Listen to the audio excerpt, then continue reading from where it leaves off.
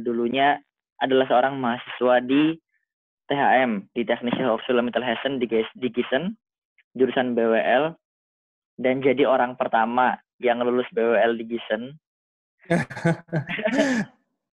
Terlebihnya lagi, salah satu prestasi yang cukup membanggakan, Kak Hari itu lulus tepat waktu ya, selama 7 semester ya kayak tanpa nggak ada pengunduran lulus Alhamdulillah. kuliahnya. Ya, alhamdulillah, masya Ya. Allah. Juga Kak Hari pernah beberapa tahun jadi bagian dari pengurus Masjid Indonesia Frankfurt sejak awal-awal berdirinya. Tapi nanti mungkin lebih lengkapnya kita akan dengar langsung saja dari Kak Hari kalau gitu. Sebelumnya, ini akan kita bacakan ya tata tertib untuk meeting kali ini. Tentu saja kita ingin membuat meeting ini menjadi nggak usah yang nggak yang kaku. Kita nggak mau bikin ini tertutup, jadi silakan aja. Kalau misalnya teman-teman ingin ada pertanyaan, bisa langsung nyalakan fitur raise hand atau nyalakan mic-nya, kemudian bertanya nanti. Tapi ketika belum ingin bertanya, mohon untuk dimatikan dulu mic-nya supaya nanti tidak mengganggu pembicaraan yang sedang bicara nanti ya. Mungkin sebentar ya, seperti yang tadi kita sampaikan bahwa ini lebih banyak ke diskusi. Jadi silakan banget bagi teman-teman kumpulkan pertanyaan yang sebanyak-banyaknya, bisa mengenai kuliah ataupun pulang ke Indonesia, karir, bisnis dan lain sebagainya. Ya. Yeah. Kalau gitu mungkin langsung kami persilahkan untuk Kak Hari, mungkin silahkan perkenalan dulu, kemudian kasih kita motivasi lah kayak untuk studinya dan lain sebagainya di Jerman. Tafadhol Kak, silahkan. Oke, sekali lagi Assalamualaikum warahmatullahi wabarakatuh. Alhamdulillahirrahmanirrahim. Terima kasih buat Syauki dan juga teman-teman Frankfurt dan juga Jerman sekitarnya. Alhamdulillah, sebetulnya saya juga kangen banget nih sama Jerman nih, sama teman-teman di masjid juga, dan suasana di Jerman juga udah total 3 tahun setengah sih saya di Indonesia gitu. Nah, sebelum saya mulai nanti sharing, sebetulnya nanti tolong kalau seandainya suaranya nanti nggak jelas atau putus-putus, mohon di reminder aja, dikasih tahu lewat via chat. Ini saya chatnya aktifkan, jadi nanti teman-teman juga bisa langsung interrupt kalau ada pertanyaan atau misalkan tiba-tiba kepikiran suatu hal, bisa langsung diketik aja di chat supaya nanti saya bisa tahu ketika ada gangguan atau ada pertanyaan buat teman-teman. Oke. Karena memang dari awal Syauki memberi tema ini terkait sharing studi lulus setelah di Jerman kemudian pulang ke Indonesia, which is ketika pulang ke Indonesia tuh mungkin buat sebagian teman-teman yang lulus itu agak sedikit riskan ataupun ada rasa insecure atau ada rasa kekhawatiran, kebingungan mau ngapain di Indonesia itu pasti. Karena memang ya untuk ibaratnya kalau yang lulusnya S1 itu kan mungkin punya chance lebih besar untuk bisa berkarir di Jerman karena kita istilahnya Grundstudiumnya auf Deutsch. Jadi bahasa Jermannya benar-benar bisa dimanfaatkan untuk karir ke depan gitu kan. Sehingga beda dengan yang lulusan S2 yang mana lulusan S2 biasanya lebih banyaknya bahasa Inggris gitu kan, S3 juga bahasa Inggris, jadi mungkin ada sedikit problems untuk bisa menggunakan bahasa Jermannya sehari-hari gitu kan, harus ada fase belajar lagi gitu, beda dengan yang lulusan S1. Tapi saat itu memang ya. Sorry nih, ternyata feedback dari teman-teman suaranya agak terlalu kecil. Mungkin terlalu kecil ya? Iya, mungkin harus dekat ya, harus dekat sama mic-nya ya. Iya, silakan Kak, lanjutkan. Oke. Ya, jadi saya ulang lagi, berarti memang tadi ketika lulus S1 gitu kan, pasti banyak teman juga berpikir pulang ke Indonesia itu pasti punya rasa insecure yang tinggi banget, dan kebetulan tema hari ini juga yang dibahas tentang karir, ibaratnya studi di Jerman, pulang ke Indonesia, kemudian menjadi praktisi bisnis di Indonesia kan? Ya betul kan? Nah, jadi memang yang mau saya sharing lebih seperti halnya open diskusi ya. Jadi nanti kalau ada yang bertanya atau interupsi bisa langsung saja. Jadi saya chatnya juga bisa langsung baca. So diawali mungkin gini. Tahun 2013 saya mulai studi di THM di bulan April. Dan saat itu juga persis di bulan yang sama, di tahun yang sama juga panitia Masjid Frankfurt itu terbentuk. Jadi saat itu teman-teman Masjid Frankfurt mungkin masih ingat ya, pertama kali kita mengadakan rapat itu di KJRI gitu ya. Nah itu ada suatu memori juga buat saya, kenangan pertama kali juga di sana ikut TPA, hadir TPA juga lahir saat itu di sana tahun 2013. Nah kemudian juga di waktu yang bersamaan terbentuk panitia masjid. Nah, saya lagi itu tergabung di fundraising bersama ada Jamal, ada Teh Nadia dari Darmstadt, kemudian juga ada istrinya Syauki, Ayu, kemudian juga ada ya beberapa teman-teman yang lain juga, mungkin ada di sini ya atau nggak ikut. Nah, jadi di time fundraising itu tahun 2013, nah itu juga mulai kuliah pertama S1. Nah, long story short, alhamdulillah selesai studi di bulan Oktober 2016. Jadi sekitar 3 tahun 3 bulan, dan di bulan Oktober 2016, di awal tahun 2016 saya merencanakan lagi itu pengen punya usaha, buka bisnis gitu. Nah, sebenarnya apa sih yang mendasari seseorang itu kayak punya keinginan misalkan buka bisnis kemudian pulang ke Indonesia? Sebetulnya karena lingkungan. Nah, jadi mungkin kalau teman-teman banyak bergaul atau berinteraksi atau terpapar informasi dengan lingkungan yang banyak berbicara mengenai entrepreneurship, berbicara mengenai kewirausahaan, berbicara mengenai bisnis, itu akan tertrigger, akan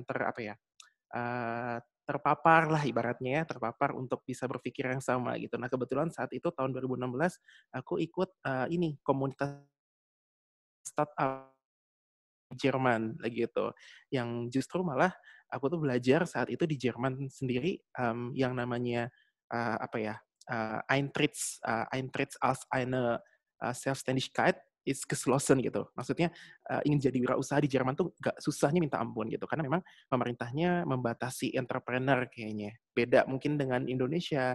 Nah inilah awal mula aku pengen pulang ke Indonesia. Di Indonesia itu ada penduduknya 270 juta jiwa. Hampir mencapai 300 juta jiwa ya beberapa puluh tahun lagi. Dan itu jumlahnya banyak banget kan. Kita populasi keberapa ya? Terbesar keempat ya kalau nggak salah ya. Setelah Cina, Amerika, India, Indonesia. Betul, keempat kurang lebih. Nah, idealnya dalam satu negara itu entrepreneurs atau pengusaha itu minimal 1-3% dari total populasi. Idealnya, sehingga perekonomian akan lebih tumbuh secara mikro, secara UKM istilahnya akan banyak, itu akan memutar roda ekonomi dan sebagainya. Artinya juga membantu negara gitu untuk pertumbuhan ekonomi. So saat itu aku pikir kayak, wow di Jerman mau jadi pengusaha susah banget gitu. Soalnya aku tahu dari komunitas startup di kampus aku di THM. Dan aku pikir pada saat itu nulis tesis, kebetulan tesis aku itu tentang yang terjadi saat ini. Jadi saat itu aku memprediksi bahwa tahun 2019 sampai 2022 adalah eranya video. Tesis aku lagi itu tentang itu, aku buat prognose, buat forecasting, buat prediksi gitu ya, bahwa di tahun 2019 sampai tahun 2002 semua sosial media akan didominasi oleh konten video. Nah, itu yang berhubungan dengan studi marketing aku, yang ada kaitannya juga dengan dunia bisnis, terutama startup yang konteksnya dengan teknologi. Nah, saat itu dosen aku challenge aku untuk kayak gini, kamu pengen implementasi ini di mana gitu kan? Pertanyaan itu pernah terlontarkan karena for your information, kalau untuk anak BWL ya di THM khususnya itu sidangnya tidak ada Verteidigung, tidak ada, benar nggak sih Verteidigung? Saya udah hampir lupa juga nih Deutsch nih kosakatanya. Verteidigung apa sih namanya itu? Sidang Yeah. defense. Nah itu udah nggak ada tuh, jadi cuma bikin tesis, Abgabe selesai kayak gitu. Nah, jadi setelah aku kasih tesis, jadi diskusi aja gitu sama dosennya. Dosennya ngetuk tanya, kamu mau ngapain abis ini gitu, mau eksekusi di mana dalam tanda kutip. Saya bilang gini, saya mau eksekusi di Jerman ini. Terus dosennya ketawa. Dia bilang gini, kalau kamu nggak ubah jawabannya, aku nggak jadi lulusin gitu kan. Terus sambil ketawa gitu, sambil bercanda. Nah, akhirnya saat itu bilang, negara kamu tuh luar biasa gitu. Coba deh kamu buka data. Nah, saat itu aku juga termasuk orang yang buta data. Artinya buta data tuh tidak terlalu berbicara berdasarkan data gitu. Nah, itu yang membuat aku belajar tahap pertama bahwa segala sesuatu tuh harus berdasarkan data tuh penting banget gitu. Nah, saat itu aku mulai tertarik untuk pelajari data. Nah, data yang tadi aku sebutkan terkait jumlah penduduk Indonesia yang banyak, plus jumlah entrepreneurship yang sedikit, itu tuh ternyata peluang yang luar biasa banget untuk memulai usaha. So, saat itu aku langsung bilang ke dosennya, kayaknya saya bakal pulang deh ke Indonesia, dan gitu. Terus akhirnya dia senyum. Saat itu aku juga ngasih batik ke dosen aku sebagai bentuk say goodbye gitu ya ke dosen pembimbing aku, batiknya. Kemudian dia juga suka dengan batiknya, dia tanya lagi tuh, kamu pengen usaha apa di Indonesia? Aku kayaknya mau start dengan batik gitu. Which is lagi itu belum ada plan. Oh, batik sama bikin donor gitu kan. Saat itu belum ada plan tapi yang sangat detail. Nah, jadi aku lagi itu sempat bawa batik dari Indonesia ke sini, kemudian masih baru, kemudian aku kasih ke dosen aku. Terus aku pengen tanya feedbacknya seperti apa terkait batik itu, karena aku lagi itu batiknya bukan mau dijual di Indonesia, tapi di Jerman. Kayak gitu. Nah, disitulah aku mulai belajar yang namanya Marktforschung atau market research. Aku tanya ke dosen aku gimana feedback dari batik ini. Well, dia bilang kalau untuk Jerman mungkin marketnya masih belum ready gitu, belum siap menerima produk seperti ini. Tapi akan ada segmentasi yang cocok, apalagi kultur yang disebutnya tuh kalau kita tuh kulturnya tuh di estetik gitu loh, kayak semacam oriental gitu, batik gitu. Nah, jadi saat itu juga pas riset ke beberapa model batik, dia saat itu bilang nggak terlalu. Nah, di situ aku putuskan bahwa aku nggak jadi nih bisnis batik di Jerman gitu, karena berdasarkan riset. Tapi memang risetnya masih skala kecil dan belum terlalu belum terlalu advance lah, belum terlalu bagus gitu kan. So jadi lagi tuh pulang ke Indonesia, mikir mau ngapain nih. Nah, itu di bulan Oktober saat Abga tesis mulai idea. Salah satunya tuh bikin doner kebab, dan sekarang udah ada doner kebabnya. Kayak gitu. Nah, jadi saat itu kan mikir, kalau jualan doner kebab doang kayaknya kurang gimana gitu kan ya. Apalagi mungkin orang tua pasti, nah ini problem paling besar. Apalagi orang tua pasti nanti kayak merasa kayak, ngapain jauh-jauh sekolah ke Jerman kok jualan doner gitu kan, atau jualan batik gitu, tuh pasti akan jadi problem paling besar untuk kita menjelaskan ke orang tua, khususnya yang lulusan S1 ya, karena biasanya yang lulus S1 kan masih punya relationship atau hubungan yang lebih dekat dengan orang tua. Beda mungkin kalau lulusan S2, S3 lebih ke istri, lebih ke keluarga gitu ya. Kalau lulusan S1 masih dengan orang tua. Nah, saat pulang ke Indonesia juga mikir gitu kan, apakah orang tua akan setuju dengan pilihan saya pulang ke Indonesia mulai sebuah usaha gitu, yang kadang usahanya juga mungkin terlalu simpel gitu. Kalau cuman buka kedai doner kayak batik mungkin ya semua orang bisa gitu tanpa harus sekolah jauh-jauh ke Jerman gitu kan. Nah, saat itu aku kira batik itu lebih ke arah dikirimkan ke Jerman gitu, dijual di Jerman. Jadi supaya masih punya relasinya, masih kepake. Tapi ternyata konsepnya nggak terlalu menarik. So, long story short, pulang tetap jalan ke Indonesia, yakin, bismillah, dengan perencanaan yang dibawa sejak awal tahun 2016. Salah satu perencanaannya memang ingin berwirausaha di bidang kuliner dan juga teknologi. Tapi saat itu belum memiliki kemampuan teknologi, lebih pure-nya kemampuan bisnis. Nah, tepatnya Januari 2017 saya pulang ke Indonesia. Hari pertama pulang ke Indonesia, wah itu emang luar biasa sih perasaannya, insecure banget. Insecure tuh kayak ya merasa tidak aman aja gitu. Kayak aduh, pulang ke Indonesia terus ngelihat semuanya asing lagi, apalagi udah 6 tahun di Jerman, kemudian adaptasinya tuh nggak gampang. Buat teman-teman mungkin nanti akan terasa beda kalau pulang ke Indonesianya tuh lebih ke arah liburan gitu, beda. Karena kalau liburan pasti excited kayak, wah ini lagi liburan nih, lagi santai gitu. Tapi kalau misalkan konteksnya kalau konteksnya pulang ke Indonesia, pulang abis gitu ya, itu beda. Nah, perasaan bedanya tuh mungkin satu, kita kayak nggak punya siapa-siapa di Jerman, di Indonesia itu. Nah ini problem mungkin yang lulusan S1 di Jerman ketika pulang ke Indonesia itu rata-rata networking-nya nggak terlalu bagus, jaringannya nggak terlalu bagus. Sedangkan untuk memulai sesuatu, entah itu mau kerja, entah itu mau berbisnis, networking itu yang paling penting sih menurut aku ya. Karena dengan networking kita akan ngebuka beberapa Möglichkeit atau kesempatan-kesempatan jalan-jalan yang kalau kita nggak punya networking susah gitu untuk bisa lewat gitu. Nah, saat di Indonesia, di hari pertama, mikir gitu kan, duh mau ngapain ya, kayaknya jalanin bisnis langsung juga susah. Dan saat itu aku membawa sekitar 3.000 euro, mikirnya untuk modal gitu kan. Tapi sangat hati-hati menggunakannya.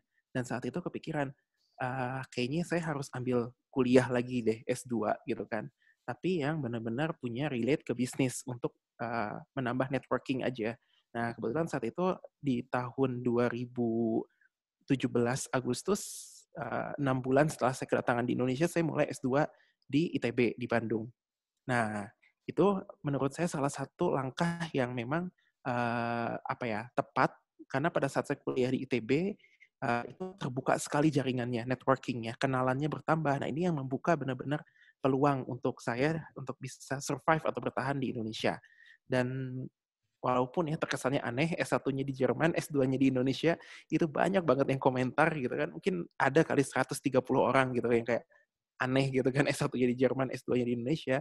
Tapi ya memang itulah kuliah di Indonesia sebenarnya tidak direncanakan awalnya, lebih ke arah cufal gitu. Karena mengejar networking itu. Nah, tapi disitulah titik mula saya kok bisa konsisten di Indonesia sampai hari ini gitu.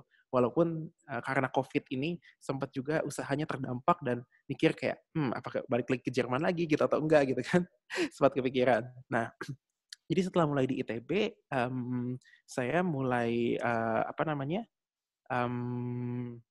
kuliah lagi di sana dan dengan situasi yang berbeda, ya, pertemanan yang berbeda, lingkungan yang berbeda. Wah itu juga saya berapa kali sih ngalamin hal-hal yang yang lucu lah gitu ya, berkomunikasi atau berinteraksi dengan orang-orang di Indonesia. Kayak contohnya misalkan kita nih ya, kalau di Jerman kan kalau kita di Haltestelle gitu ya, nunggu bus gitu, terus kita pengen ngobrol aja gitu dengan orang asing, ya kita kan bisa bilang kayak gini, nah ya, das Wetter sieht gut aus ya, es ist richtig eine gute Zeit für uns spazieren zu gehen. Ya, pasti orang mungkin akan apa ya, ngebales gitu, stimmt, das Wetter ist schön gitu kan. Nah, aku melakukan hal itu di Indonesia dengan bahasa Indonesia gitu kan kayak, wah cuaca hari ini bagus ya. Terus orang-orang ngeliatin, ngapain gitu orang gitu, krik-krik gitu. Ini kok kaku banget gitu kan, terus kayak ada yang salah nih orang-orang ngeliatin gua gitu kan. Karena starting conversation-nya benar-benar ala-ala Jerman, aku translate ke Indonesia gitu, dan itu nggak works, nggak bisa gitu. Orang-orang di Indonesia kan kayak maksudnya kalau orang asing gitu diajak ngobrol tuh banyak kayak jangan-jangan ini mau ngapain nih, jangan-jangan ini mau maling nih, mau nyopet atau apa, itu pasti kepikiran kayak gitu. Karena memang insecure di Indonesia itu tinggi banget, beneran. Kayak pokoknya setiap ada orang lewat itu kita nggak pernah merasa, ini pengalaman saya ya, karena mungkin lama di luar kan, ketika pulang di Indonesia, pulang malam gitu ya, nggak pernah ngerasa insecure kalau lagi naik kendaraan, di belakang ada kendaraan lain, itu mikirnya kayak, aduh jangan-jangan mau dibegal nih, mau apa, wah itu banyak banget deh kalau di Indonesia emang rasa insecure-nya itu, dan interaksinya juga berbeda gitu, dan itulah yang membuat kita pulang ke Indonesia tuh harus benar-benar adaptasi dari nol lagi. Nah ini yang susah nih.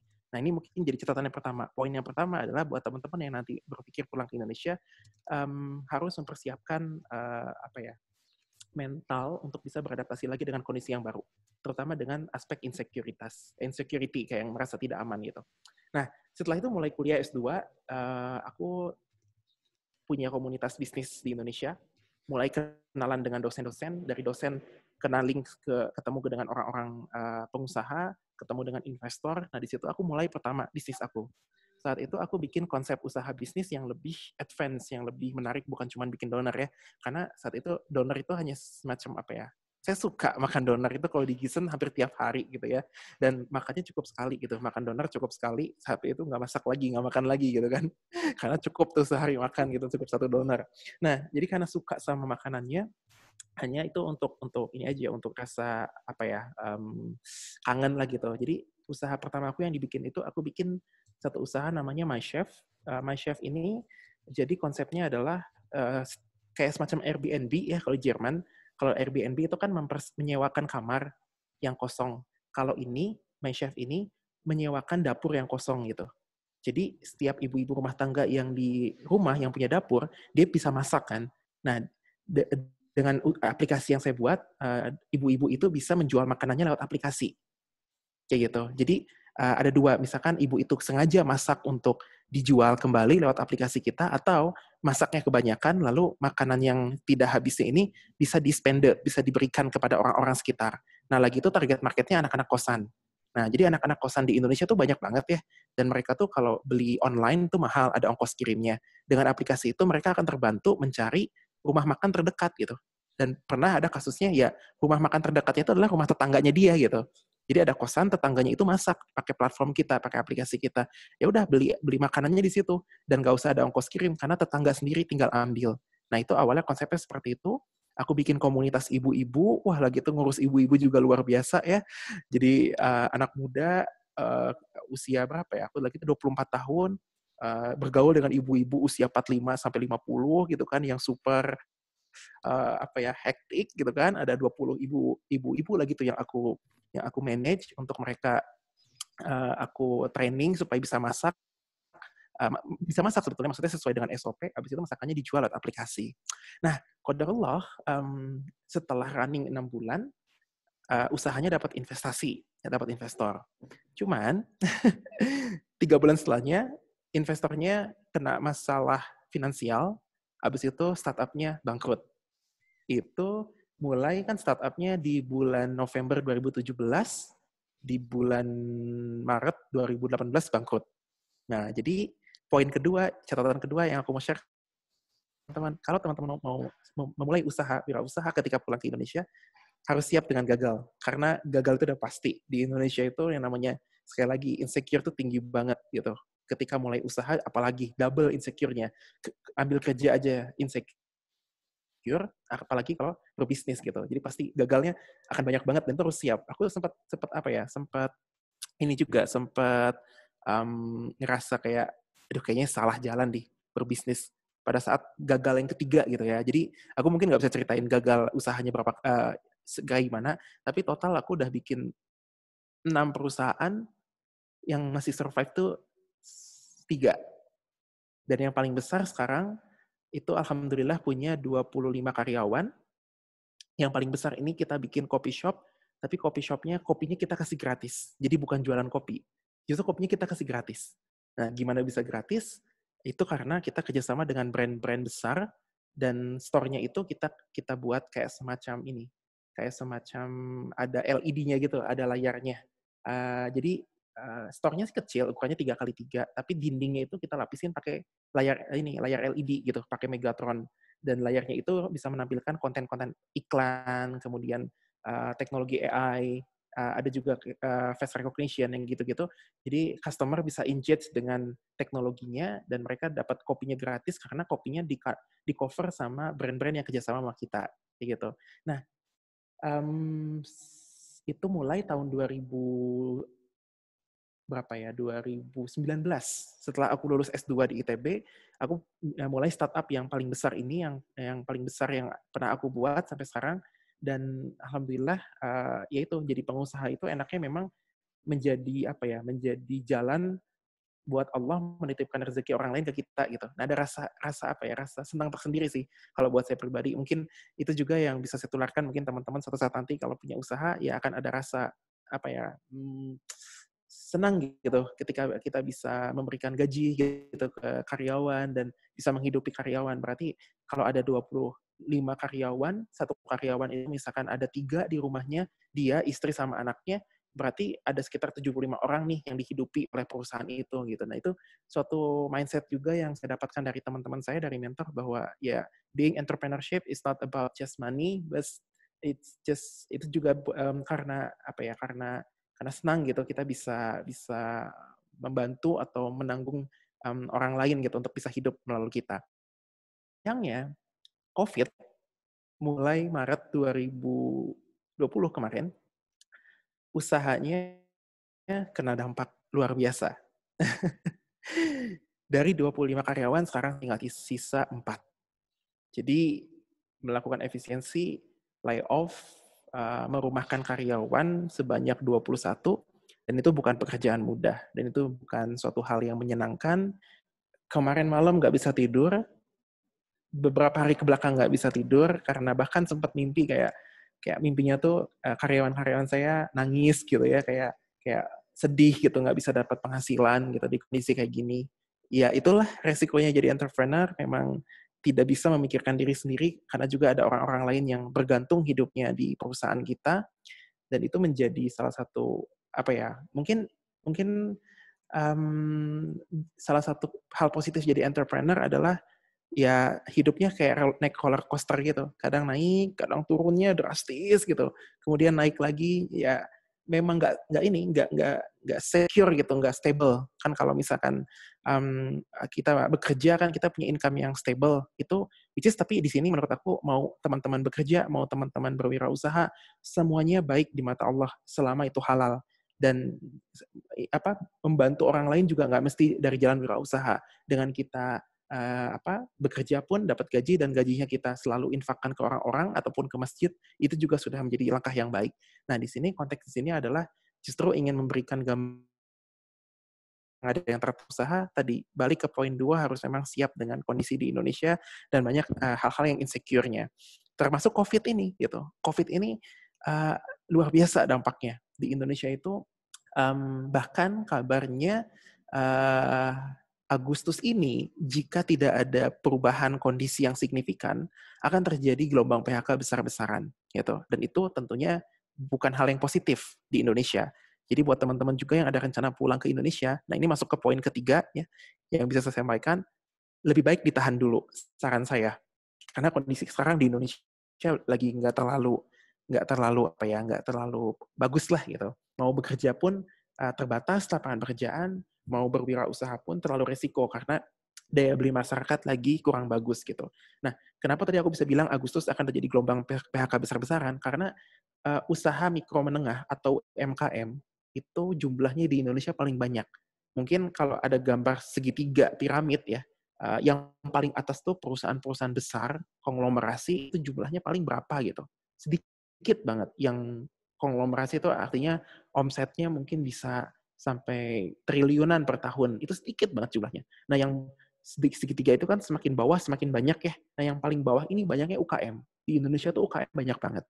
Dan itu bisa jadi ya, lebih dari setengah penyerapan lapangan pekerjaan itu ditopang oleh UKM. Nah, problemnya UKM di Indonesia itu sekarang uangnya udah pada habis.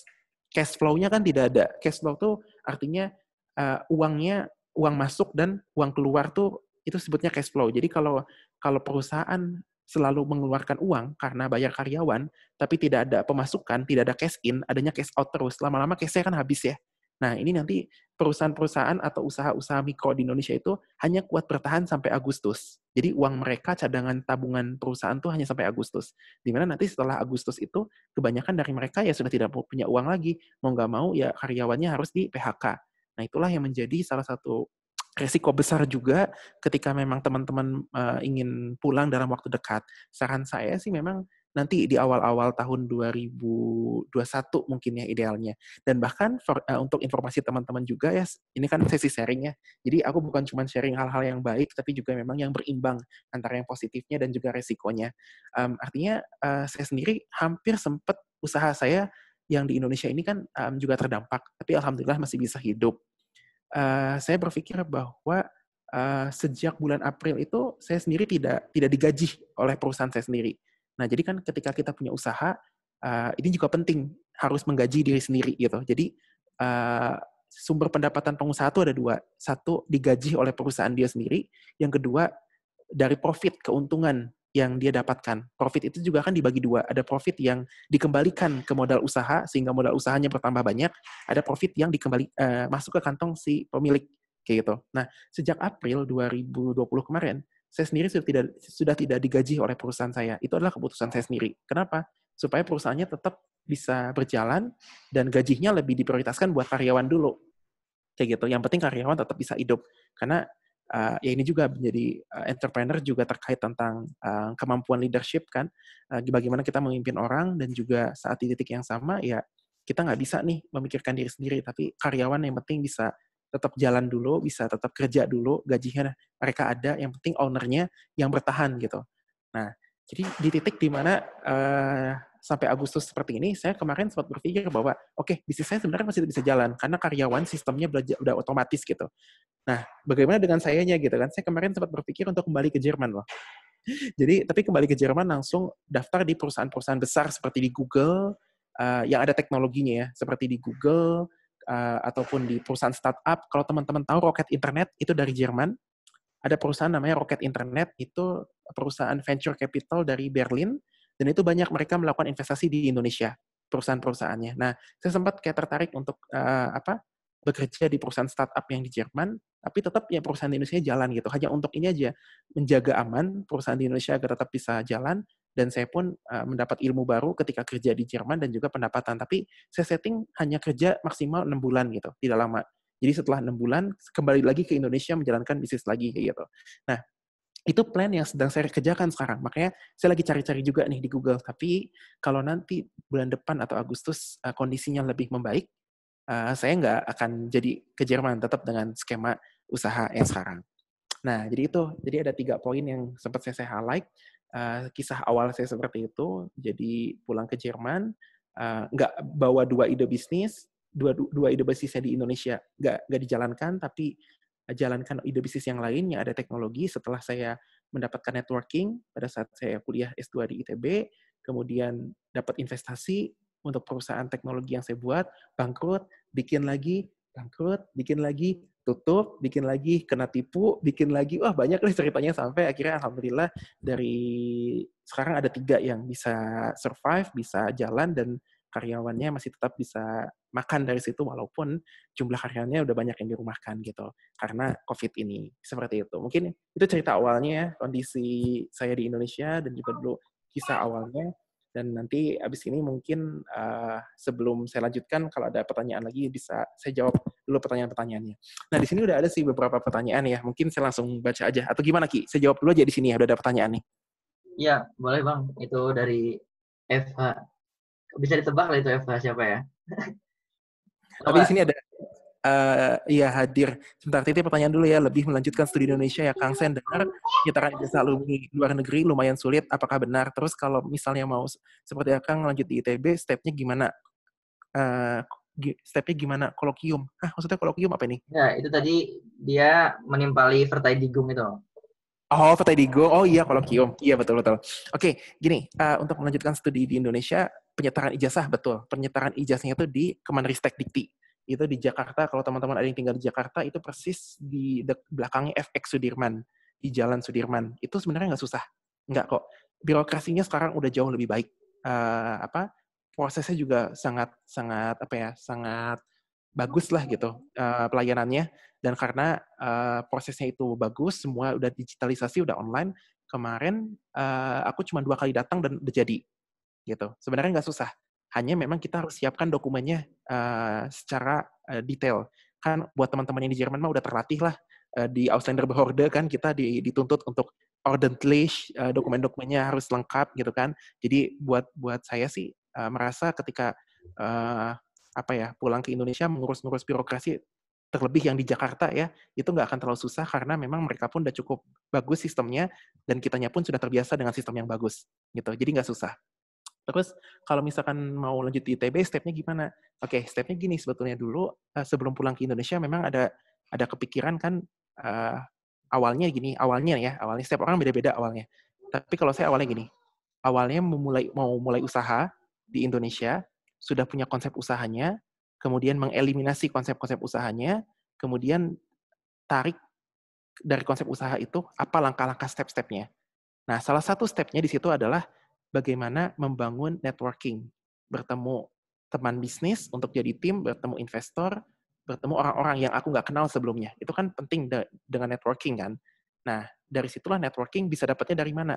Di Indonesia itu banyak untuk dapetin networking. Bisa ikutin komunitas, bisa ikutin acara-acara. Tapi networking yang terbentuk dengan alami yang sudah profesional orang-orang dalamnya itu lewat bidang institusional seperti pendidikan.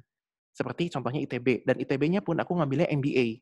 Jadi memang di situ kelasnya khusus untuk bisnis dan perkuliahannya pun lebih, jadi aku untuk masuk di MBA itu tuh harus bawa bisnis aku sendiri. Harus bawa konsep bisnis. Jadi semua nanti perkuliahannya tuh case-nya bisnis kita sendiri. Kayak gitu. Nah, jadi aku pun ngambil S2 itu di ITB karena memang punya proses yang pengen aku kejar itu lewat networking-nya itu. Nah, tapi kalau misalkan seandainya pure kuliah ITB-nya karena memang pengen kuliah aja, step-stepnya, standarnya sebetulnya kalau untuk lulusan S1 agak sedikit sedih ya, bukan sedih. Soalnya ijazah teman-teman harus di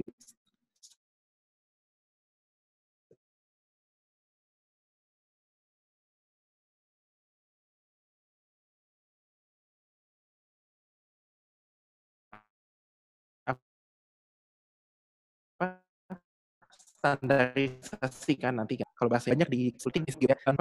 Das Semester als nicht bestanden 4.0 is genug gitu kan. Nah, nanti ketika di Indonesia di-convert nilainya, IPK-nya jadi jelek banget. Dan IPK-nya kita kadang di-convert akan disamakan dengan Indonesia, which is itu nggak fair kan sebetulnya. Kan niveau-nya tingkat kesulitannya beda, truknya, tekanannya beda. Nah, tapi itu yang menjadi apa ya, titik kesulitan awal. Saat itu aku S2 di ITB, IPK-ku tuh nyaris banget nggak masuk kualifikasi gitu.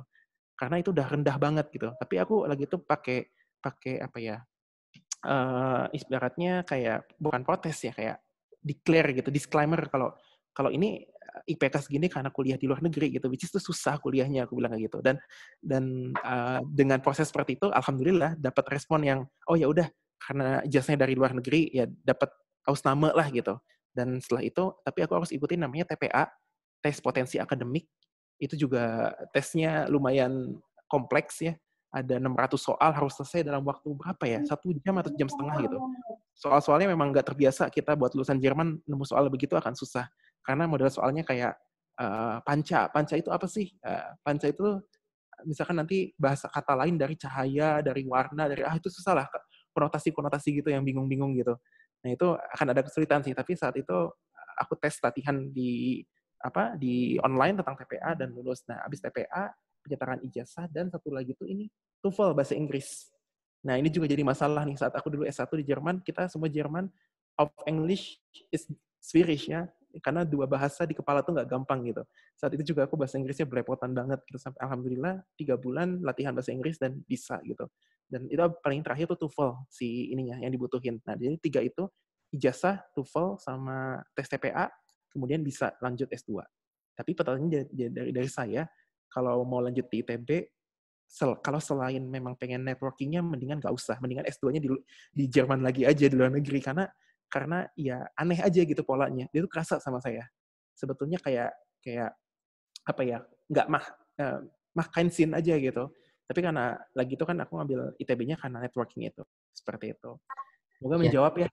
Nah, kalau boleh tahu tadi kan ngomongin nilai yang di-convert itu sampai berapa kalau boleh tahu? Oke. Dulu note aku di THM itu 2,7. Ke convert di Indonesia IPK-nya jadi 3,02. Itu kecil banget. Itu batasnya sebenarnya 3 gitu. Enggak, di Indonesia itu kayak dari Jerman. Kalau IPK 4 tuh paling tinggi. Tapi standar IPK paling kecil itu 3,5. 3,5 tuh udah apa ya? Average lah standar. Di bawah 3,5 tuh bisa dibilang schlechte Leistung gitu. Jadi IPK aku 3,02 itu kayak jelek banget gitu Leistungnya. Which is sebetulnya ya gimana gitu kan. Gitu. Note di Jerman sendiri 2,7 tuh udah dapetin jungkir balik. Tahu sendiri ya pasti teman-teman kuliah di Jerman gimana tuh. Note udah lulus aja udah seneng banget gitu. Jadi ketika di-convert, nah convertnya itu ada memang GPA kalkulatornya. Seperti itu. Iya. Terus ini ada pertanyaan dari Mas Tito nih, Kak Hari. Boleh. Habis berapa nih modalnya sampai nemu titik stabil? Oke. Alhamdulillah sebetulnya saya ketemu investor yang investornya tuh bisa dibilang ya, ini Allah Maha Baik. Investornya itu yang bahkan setiap meeting 10 menit sebelum adzan selalu break, kita sholat jamaah. Duha beliau juga tidak pernah lepas, selalu mendorong saya juga untuk semuanya kembali ke Allah gitu. Dan beliau yang menopang usaha saya, dan kalau dihitung-hitung total sudah habis berapa modal, ya buat teman-teman masjid aja, ini khusus eksklusif ya informasinya. Itu total usaha yang sudah pernah saya kerjakan, modal yang udah keluar hampir sekitar 2,3 M, 2,3 miliar. Dan sebetulnya sampai titik nemu stabil, sekarang bisa dibilang stabil belum? Sebetulnya trennya jika tidak ada COVID, di bulan Juni nanti itu sudah titik yang luar biasa stabil sih, sudah bagus banget gitu progresnya. Dari kan kita bisa tahu prognose atau apa yang bakal terjadi ke depannya itu lewat ini ya, lewat perhitungan finansial, forecasting finansial, dan itu sudah terlihat angka-angkanya. Insya Allah nih optimis lah kuartal 2020 akan bagus. Ternyata Allah berkehendak lain. COVID masuk ke Indonesia dan semuanya sangat-sangat chaos gitu untuk sisi ekonomi. Jadi ya bisa dibilang belum nemu titik stabilnya. Jadi kayak ke nol lagi gitu. Dan dari dana modal yang udah keluar, kalau investor bilang sih ya udah anggap sajalah itu uang belajar gitu, uang pengalaman. Karena memang dalam bisnis itu mungkin saya juga ngerti nih pertanyaan arah Mas Tito tuh mungkin lebih ke arah ini ya Mas Tito. Pasti ada proses-proses kan yang kita keluarkan gitu di awal untuk melakukan usaha sampai ketemu titik stabil. Artinya titik stabil tuh evaluasinya dapat, polanya dapat, gamenya memahami, pola-polanya semua udah dapat, hingga bisnisnya bisa lebih aman gitu, tidak akan jatuh ke lubang-lubang lagi. Well, itu sebetulnya memang bisa kita pelajari dari pengalaman orang lain. Tapi sayangnya manusia kan ketika mendengar pengalaman orang lain juga tidak merasa sepenuhnya berada di kondisi itu gitu. Jadi bisa saja terulang juga tuh kesalahan-kesalahannya. Kayak contohnya nih yang aku bisa share, misalkan dalam berbisnis, yang pertama itu harus benar-benar mengumpulkan orang-orang yang tepat, tim yang tepat gitu. Kemudian kadang justru modal dalam bentuk uang tuh nomor sekian gitu. Kayak ya aku alhamdulillah memulai usaha hampir tidak ada yang aku keluarin dari kocek pribadi, kecuali donor ya. Kalau donor itu dari kocek pribadi, dan bahkan bikin rotinya sama Mas Agus nih. Kalau nggak ada, saya nggak tahu nih ada Mas Agus nggak di sini. Saya bikin rotinya tuh fladen bread itu sama Mas Agus, dan itu di labnya Mas Agus, di labnya kimia gitu kan, bikin roti gagal berapa kali sampai akhirnya rotinya enak banget persis kayak di Jerman. Nah itu doang yang pakai modal sendiri, sisanya modal dari investor, dan itu memang susah-susah gampang gitu untuk bisa ketemu titik yang stabil, karena ya itu bisnis itu banyak faktor X yang nggak bisa kita kontrol. Ada yang bisa kita kontrol, tapi kadang kita juga melakukan kesalahan gitu. Seperti itu. Ini saya penasaran, Eva siapa ya? Kok tahu saya OCD? Itu bakal itu temannya Kahari. Fidinul Hayat. Iya, Fidinul Hayat lah jelas. Oh, pantesan. Iya, ya itulah OCD Dayat. Oke, ada lagi nih pertanyaan ya dari BM siapa? Ini Maulana. Iya. Mungkin usahanya bisa gabung ke Santara. Oh iya, Santara punya Bosman ya. Ini pada nonton Bosman nih kayaknya juga nih. Ada yang tahu Bosman mungkin ya. Di Indonesia lagi hype. Santara, iya, equity crowdfunding. Aku tahu itu crowdfunding. Jadi, nah ini juga menarik nih crowdfunding. Jadi buat teman-teman juga, kalau misalkan ada yang pengen mulai usaha, sekarang itu di Indonesia ada banyak sistem alternatif pendanaan. Gak cuman dana itu sekarang bahkan ya minjem dana dari bank tuh udah bukan jadi pilihan gitu. Selain riba, kita sendiri tahu ya bahwa namanya pinjaman bank itu mudorotnya lebih banyak mudorotnya daripada manfaatnya, karena riba itu sendiri juga kita tahu seperti menentang Allah dan bala tentaranya kan jika kita mengambil riba gitu. Dan bank itu salah hal yang jelas gitu, akadnya ada pertambahan uang bunga yang kita sebut sebagai riba, mungkin untuk teman-teman yang sudah paham. Dan di Indonesia itu sebetulnya sekarang banyak sekali alternatif pendanaan. Bahkan bank tuh sekarang cenderung udah ditinggalkan gitu. Karena itu old way, jalan yang udah nggak tren lah gitu. Sekarang tuh salah satu yang nggak tren itu adalah lewat pitching ketemu investor. Investornya itu ada dua, bisa angel investor atau venture capital. Ada juga yang kedua equity crowdfunding. Nah ini yang paling menarik nih. Bahkan nih, oh ya ini aku mau sharing ke teman-teman. Kalau aku jadi teman-teman yang saat ini di Jerman, kalau aku nih bisa ngulang waktu gitu ya, dengan apa yang aku udah alamin di Indonesia, dan aku masih di Jerman, uang yang aku punya di Jerman, aku bakal investasiin di Indonesia. Jadi bukan untuk beli kamera, saat lagi itu kan aku sering beli kamera ya, bukan untuk apa ya, mungkin jalan-jalan, ya mungkin jalan-jalan cukup sekali lah gitu. Tapi mulai dari sekarang teman-teman harus mulai investasi sih, saran saya. Investasi di Indonesia itu banyak banget, dan bahkan dari orang-orang yang cukup apa ya, ibaratnya punya giroh agama, penting buat kita supaya ownernya pun menjalankan bisnis sesuai dengan kaidah Islam gitu kan, dan itu penting buat keberkahan. Itu banyak juga di Indonesia. Salah satunya ada namanya iGrow. iGrow itu kita ikutan patungan apa namanya, ngedanain petani gitu. Misalkan contoh saya punya lahan dan saya punya kenalan petani. Saya punya kenalan petani. Kemudian lahan saya mau ditanamin apa? Misalkan durian gitu. Yang durian itu tapi saya nggak punya modal, petani juga nggak punya modal. Nah, modalnya itu urunan gitu dari masyarakat. Modalnya urunan dari masyarakat, kekumpul sekian ratus juta misalkan, baru beli bibit, kemudian si petani itu juga dapat penghasilan karena menanam durian dan juga merawat duriannya. Saat nanti duriannya panen, dijual akan dapat keuntungan. Nah, keuntungannya itu dibagi ke orang-orang yang kemarin modalin. Nah, itu salah satu alternatif pendanaan yang sekarang disebutnya dengan crowdfunding. Itu juga teman-teman di Jerman sekarang dengan apalagi euro ya. Euro itu kalau di-convert ke rupiah kan luar biasa banyaknya. Jadi ketika udah kerja, spending uang, mulai dari sekarang investasi sih kalau saran saya. Saya nih kalau misalkan kembali ke masa dulu ketika saya masih di Jerman, saya pasti akan investasi kalau udah tahu tentang gamenya gitu. Artinya permainannya, kenapa uang itu perlu diinvestasiin ketimbang dibeliin liabilitas. Kalau teman-teman mungkin pernah baca terkait liabilitas atau aset, liabilitas itu pokoknya hal-hal yang sifatnya beli barang yang tidak memberikan uang kembali gitu, kayak beli kamera misalkan ya, beli kamera ya udah beli aja kamera, tapi tidak menghasilkan uang gitu, kecuali kalau kameranya dipakai untuk foto wedding gitu atau foto produk, itu jadi aset gitu. Jadi jangan sampai terjebak beli liabilitas. Dari sekarang beli aset lah di Indonesia dengan investasi, atau yang paling gampang emas lah investasi itu gitu. Apalagi nanti di Indonesia nih banyak pengusaha-pengusaha muslim yang sudah arahnya bergerak ke arah dinar nanti. Menarik pokoknya nanti. Dan janji Allah tentang kebangkitan Islam tuh udah pasti sih insya Allah akan terjadi. Apalagi sekarang mulai banyak orang aware meninggalkan riba, berperang dengan riba dan kembali ke dinar dirham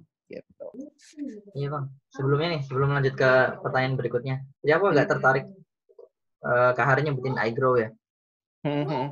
Kak Hari pernah nggak itu naro kapital di iGrow sendiri? Karena kalau saya iya, karena setahu aku saat ini ya iGrow itu lagi mengalami kesulitan cash flow juga, artinya beberapa keputusan investasinya, artinya keputusan mitranya itu ternyata namanya tani itu kan, kalau saya sendiri Bang, itu kan sangat tertarik banget di bidang agrar ya. Jadi merhatiin banget lah dunia agrar tuh. iGrow ini kadang milih petani yang kurang profesional, artinya tidak menginiin resiko kekeringan dan sebagainya. Itu bener nggak sih rumor-rumor kalau iGrow lagi kesulitan cash flow gitu? Ya, sebetulnya saya udah hampir setahun setengah sih tidak ikut perkembangan informasi dari iGrow. Cuman saat itu tahun 2018 iGrow itu menjadi salah satu startup terbaik di Indonesia. Jadi dia mewakili kalau bola kan ada World Cup ya, World Cup gitu kan. Nah, ada juga istilahnya World Cup untuk startup, dan lagi itu iGrow tuh juara, dan kebetulan iGrow tuh di belakangnya orang-orang yang memang saya sendiri kenal secara personal, enggak secara personal, pernah ketemu, dan pribadinya memang sangat engaged dengan ekonomi Muslim gitu ke depannya. Dan kalau terkait kondisi terakhir yang sekarang terjadi seperti apa, saya belum tahu, sebetulnya belum update. Nah, jadi ini juga penting buat teman-teman untuk selalu juga cross and double check lah. Apa sih, Vertrauen is good, control is better, kan? Itu kan seperti itu, ya, quotes-nya gitu. Jadi sebelum investasi juga penting.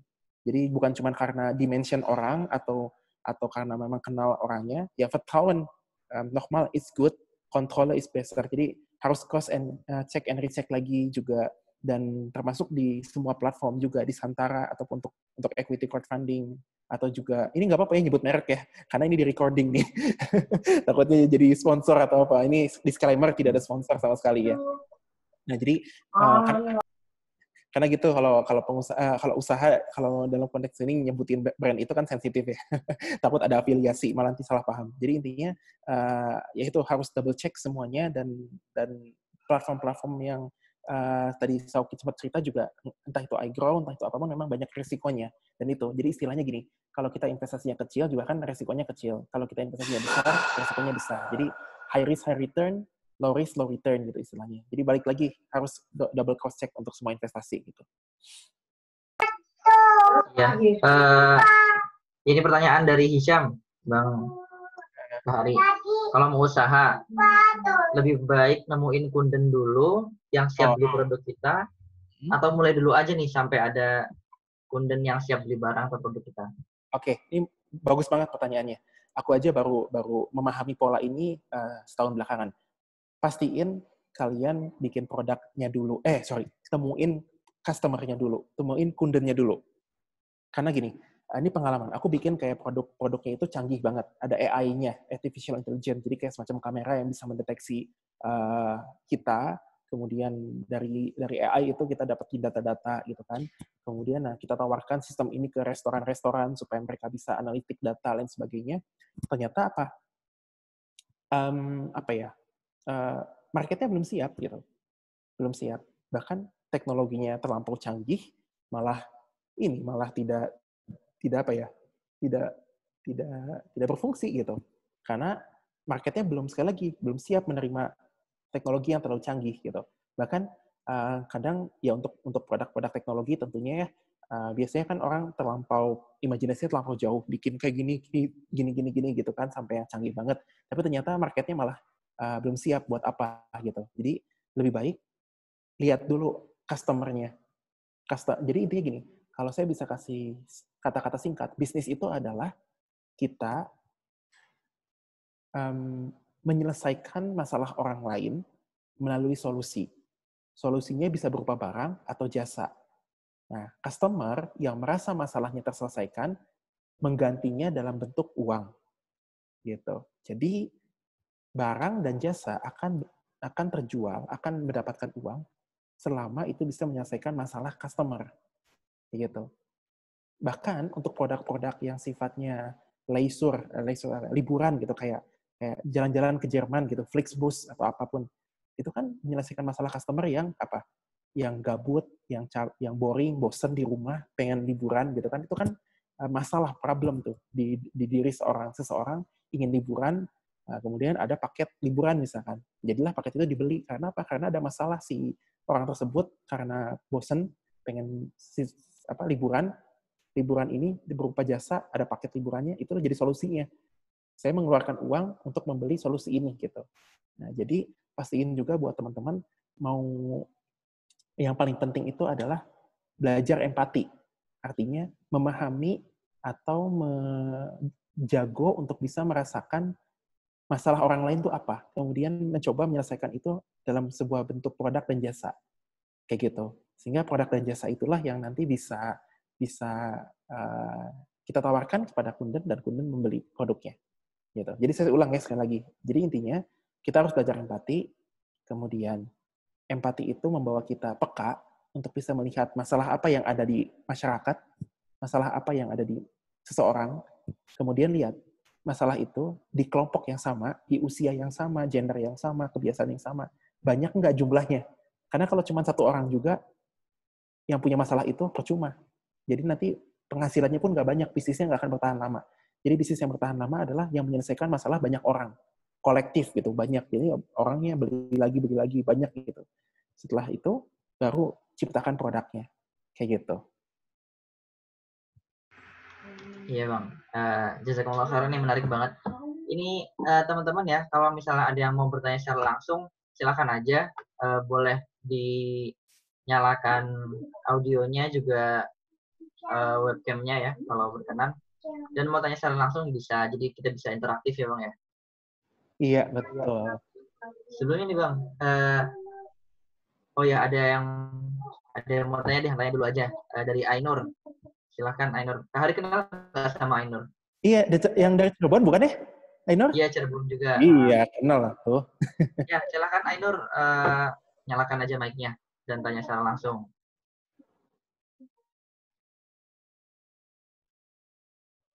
Halo?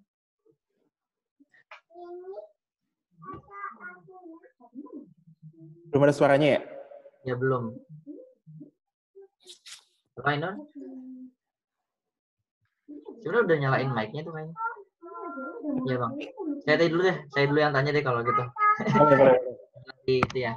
Eh, tadi kan Kak Hari nyebut apa namanya ya? Kalau misalnya itu bisa memutar waktu, gitu. Sayangnya ketika apa ya? Memutar waktu dengan pengetahuan Kak Hari yang sekarang, kemudian dengan waktu yang dulu itu kan nggak bisa ya. Tentang investasi Kak Hari. Jadi sekarang kalau Kak Hari tahu tuh sekarang di Gießen, Frankfurt itu teman-teman juga lagi banyak yang mulai tertarik banget di bidang investasi gitu ya. Dan itu adalah sebuah hal yang menarik dan bagus banget kalau buat aku sendiri. Kalau pertanyaan aku sendiri ke Kak Hari tuh, kalau Kak Hari menerapkan investasi itu lebih prefer yang seperti apa bang? Atau lebih prefer ke emas atau ke perusahaan seperti apa? Dan kalau boleh dikasih tahu perusahaan apa yang Kak Hari udah titipkan kapitalnya di situ. Oke, ini nyambung nih sama pertanyaannya Ainur. Ini kebetulan Ainur jadinya ngechat ya. Ya suaranya tadi Ya. nggak masuk dan pertanyaan Ainur juga kan non-safe nggak sih kalau berinvestasi emas. Oke, ini jadi pembahasannya investasi ya, nggak apa-apa. Karena gini, apa namanya, cocok untuk teman-teman kadang mau menjadi wirausaha juga nggak mesti langsung jadi sebagai praktisinya, bisa jadi sebagai investor gitu kan. Itu juga suatu hal yang menarik gitu buat bisa dikatakan jadi investor itu juga bagian dari wirausaha. So, kalau ditanya ke saya pribadi, saya sebetulnya baru mempelajari dunia investasi itu sekitar 3 bulan yang lalu. Jadi bisa dikatakan baru banget, belum terlalu advance gitu, belum terlalu paham. Tapi sudah mulai mempelajari tentang investasi yang baik seperti apa, mempelajari tentang resiko-resikonya, istilah-istilah dalam bidang investasi sedang dipelajari. Jadi 3 bulan belakangan itu baru banget kita pelajari. So, kalau bertanya kepada saya sebagai orang awam ya tentunya belum terlalu detail, belum terlalu advance ilmunya, investasi seperti apa yang aku pilih? Kalau aku, jujur, aku akan investasi itu ke sifat-sifat yang short term, yang jangka pendek. Contohnya aku akan investasi ke, misal gini, Shauki itu jualan akikah misalkan ya, jualan kambing misalkan, ya, punya 10 kambing gitu, jualan akikah punya 10 kambing. Nah, tiba-tiba aku ini mau akikah, wah, nikah aja belum mau akikah, katakanlah mau akikah gitu ya misalkan ya. Aku mau akikah gitu, dan aku mau ngundang puluhan ribu orang gitu, buat aku mau ngasih akikah ini buat 10.000 orang anak yatim misalkan. Nah, butuh berarti 10.000 paket kan, 10.000 paket akikah. Nah, 10.000 paket akikah itu katakanlah kalau di-convert itu butuh 100 kambing. Sedangkan Shauki cuma punya 10 kambing. Nah, Shauki sudah memiliki nih pembelinya, yaitu Hari yang membutuhkan 10.000 paket makanan akikah dengan kalau di-convert 100 kambing. Nah, tapi Shauki cuma punya 10 kambing. Nah, kalau misalkan Shauki dalam konteksnya seperti itu, sudah memiliki permintaannya, tapi barangnya belum punya, daripada permintaannya hilang begitu saja karena Shauki tidak mampu, kan biasanya gini, kalau pengusaha zaman dulu, ketika ada permintaan yang terlampau tinggi dengan apa yang dimiliki, ditolak kan, wah saya cuma punya 10 kambing nih, kalau 100 kambing saya nggak mampu gitu kan, ya udah, jadi pergi aja, sayang banget, padahal itu potensi. Nah, aku kalau misalkan mau berinvestasi akan ke Shauki. Jadi, Shauki yang akan memastikan bahwa ini sudah ada pembelinya nih untuk 100 kambing yang akan dibuat ke dalam bentuk 10.000 box daging akikah gitu. Jadi saya membutuhkan 90 kambing lagi. Nah, 90 kambing itu setelah dihitung-hitung berapa total nilainya, misalkan 1M. Gitu kan? Wah, 1M. Terus return-nya kapan? Return-nya ya setelah disembelih kambingnya, dibuatkan makanan, kemudian uangnya didapatkan, setelah total penjualan misalkan dari 10.000 paket akikah itu 2 miliar misalkan. Nah, jadi ada untungnya berapa tuh? 1 miliar kan? Tadi Shauki butuh dana untuk pengadaan 90 kambing, sisanya 1M. Dari penjualan akikah 10.000 paket, dapat 2M. Jadi ada keuntungan 1M kan? Nah, 1M ini nanti baru dibagikan dengan pemilik modal yang tadi Shauki minta untuk pengadaan 90 kambing itu. Nah, itu kan jangkanya pendek tuh. Jangkanya paling lama 3 bulan lah. Paling lama tuh 3 bulan. Paling cepat tuh 1 minggu. Nah, aku prefer investasi yang kayak gitu. Jadi yang sudah ada marketnya dulu, yang sudah ada permintaannya, tapi supply-nya tidak menyanggupi karena terlalu banyak permintaannya. Gitu. Itu yang pertama kalau aku prefer. Yang kedua, aku akan lebih prefer emas. Nah, kenapa? Apa namanya? Emas itu gini. Emas itu memang bisa dibilang bisa dikatakan alat investasi atau bisa juga dikatakan bukan alat investasi gitu. Nah, di sini nyambung sama pertanyaan dari Bosman ya ini. Nah, jadi si emas ini memang sebagai apa ya, penjaga nilai. Ibaratnya kalau emas itu kan punya batas bawah ya, nilainya itu nggak akan sampai turun banget gitu. Karena kalau kita ngelihat sejarah uang, ini lagi-lagi saya masih awam ya sebetulnya, tapi saya menjelaskan apa yang saya tahu aja. Sejarah dari uang itu memang awalnya underlying-nya itu emas kan, ininya yang menjamin uang itu ada tuh adalah emas. Jadi kalau uang bisa jadi suatu saat nanti ada kemungkinan bisa tidak berharga sama sekali, nol gitu, bahkan hilang gitu nilainya. Itu disebut dengan inflasi. Tapi kalau emas gak akan pernah, karena emas itu sendiri lah yang menjadi penopangnya. Nah, emas itu bisa dikatakan bukan alat investasi karena fungsinya memang sebagai penopang nilai suatu value, nilai suatu uang gitu. Jadi emas. Nah, tapi kalau emas dalam konteks untuk melihat pertumbuhan, kita lihat ada pertumbuhan ke depan sekian persen. Kayak dulu tahun 2017 saya pernah beli emas itu 1 gramnya itu berapa ya? Itu pokoknya dari tahun 2020 tuh naik 2 kali lipat lah gitu ibaratnya. Naik 2016 itu harusnya masih 500-an. Sekarang udah gitu. hampir 1 juta ya. Betul. Pokoknya ya segituan aku detailnya lupa gitu. Tapi intinya ada kenaikan, ada signifikan gitu. Nah, kenaikannya inilah yang disebut dengan investasi. Ketika kita dulu membeli emas tahun 2016 500.000 misalkan, kemudian tahun 2020 kita menjual 1 juta, nah itu kan ada selisih 500.000 sebagai capital gain, atau capital gain itu keuntungan dari investasi gitu. Nah, jadi emas bisa dikatakan investasi kalau kita punya goal ke depannya itu dijual lagi gitu. Tapi kalau emasnya disimpan sebagai bentuk penjaga nilai, itu bukan jadi alat investasi. Makanya, tapi yang harus kita keluarkan adalah zakat. Zakat apa tuh? Kalau untuk emas tuh ada ya, sekian persen gitu per tahunnya harus dikeluarkan. Kalau kita punya emas. Karena kalau apa? sampai ke nisabnya. Betul, kalau sampai masuk ke nisabnya. Jadi itu istilahnya emasnya karena tidak diputar, karena emasnya disimpan. Jadi dalam ekonomi itu harus ada uang yang diputar. Makanya uangnya yang masuk nisabnya itu harus dikembalikan ke masyarakat supaya berputar dalam bentuk zakat gitu kan, yang harus dibayarkan. Jadi ke situ.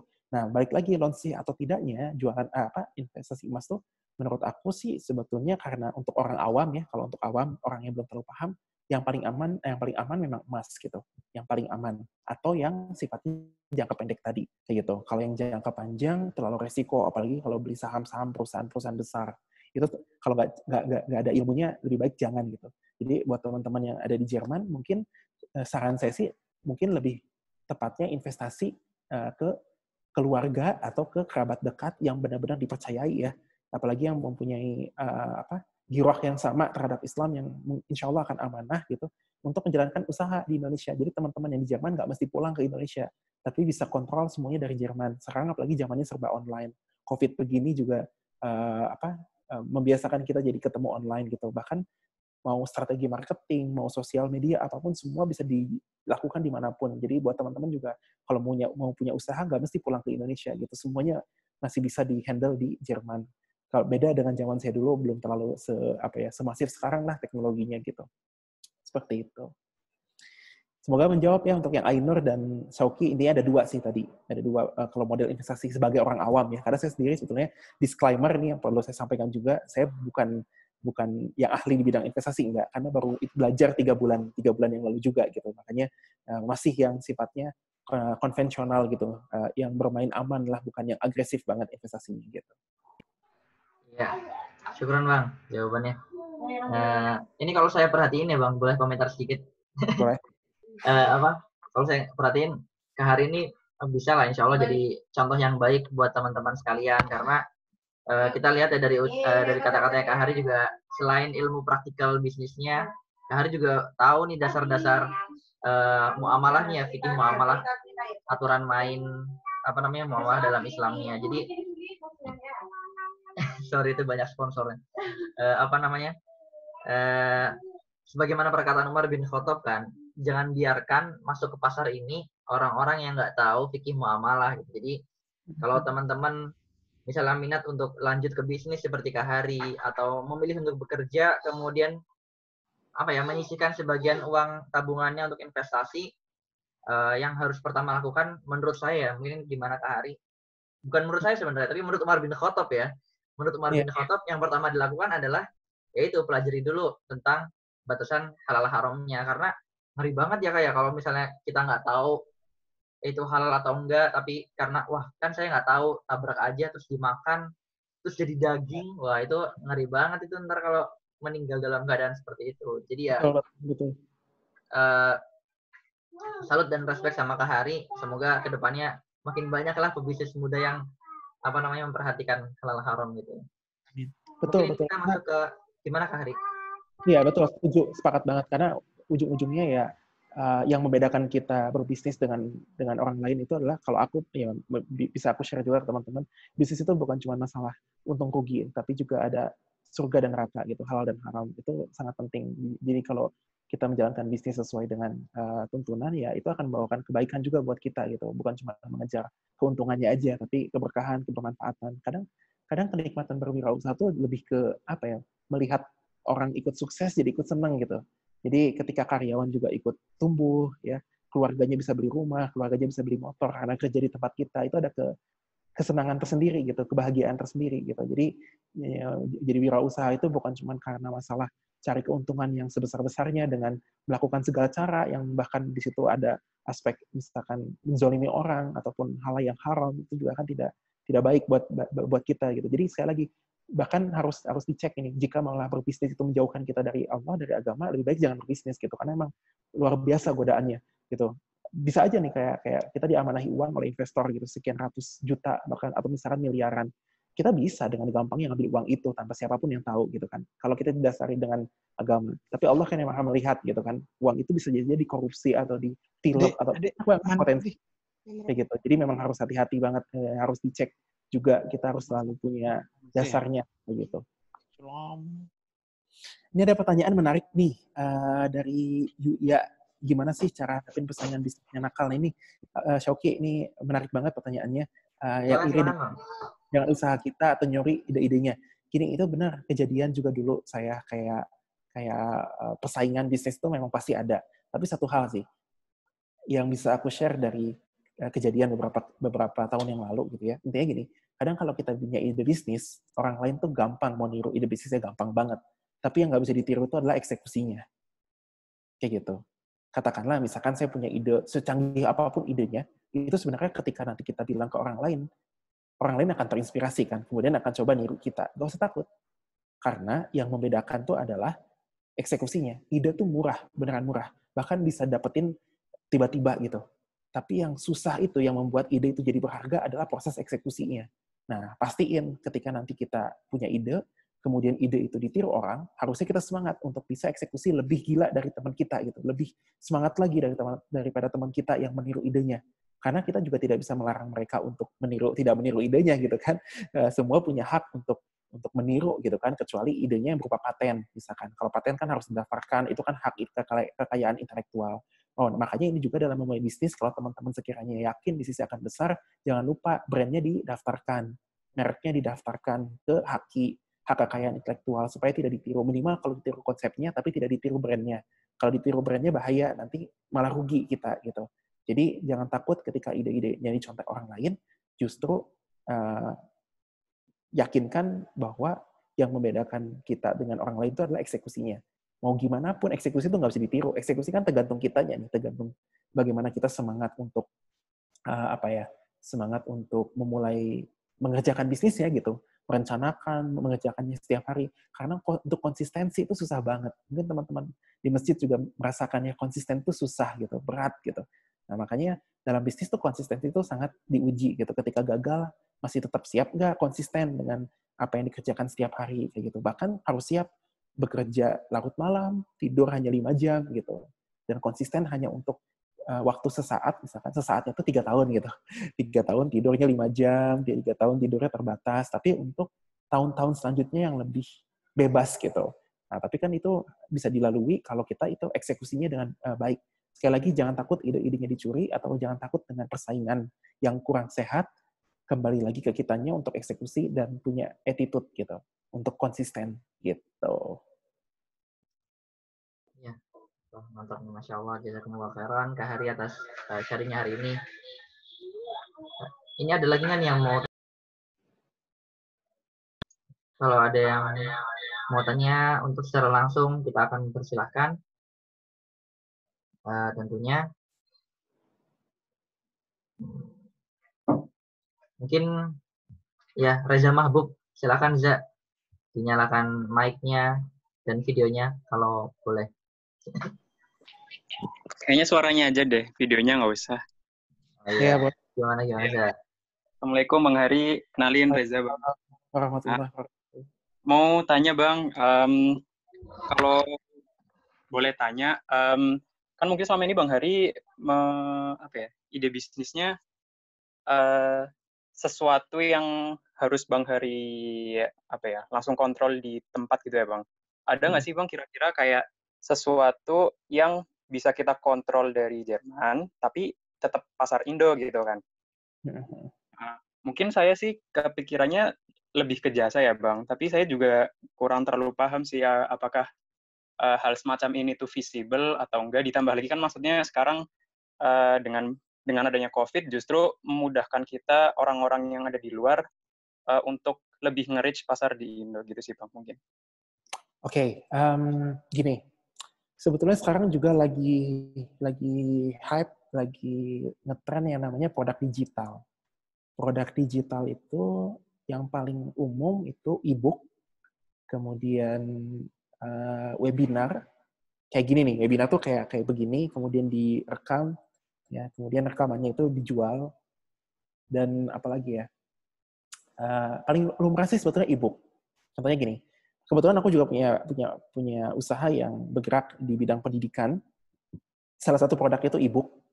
Yang menarik tuh, ya sebenarnya ini rahasia dapur ya gitu, tapi sudah umum sebetulnya. Cuman yang dimaksud dengan rahasia dapur itu adalah terkait bagaimana melihat, memandang produk ini. Coba teman-teman bayangin, e-book itu dibuatnya sekali, benar nggak? Kita bikin seret, ngetik, ya kan, sebuah buku, kemudian kita save as PDF, betul kan? Jadilah sebuah buku, e-book. Nah, e-book ini bisa dijual, dan mau yang belinya 1, mau yang belinya 1.000 orang, e-book itu tetap aja tidak usah kita produksi lagi.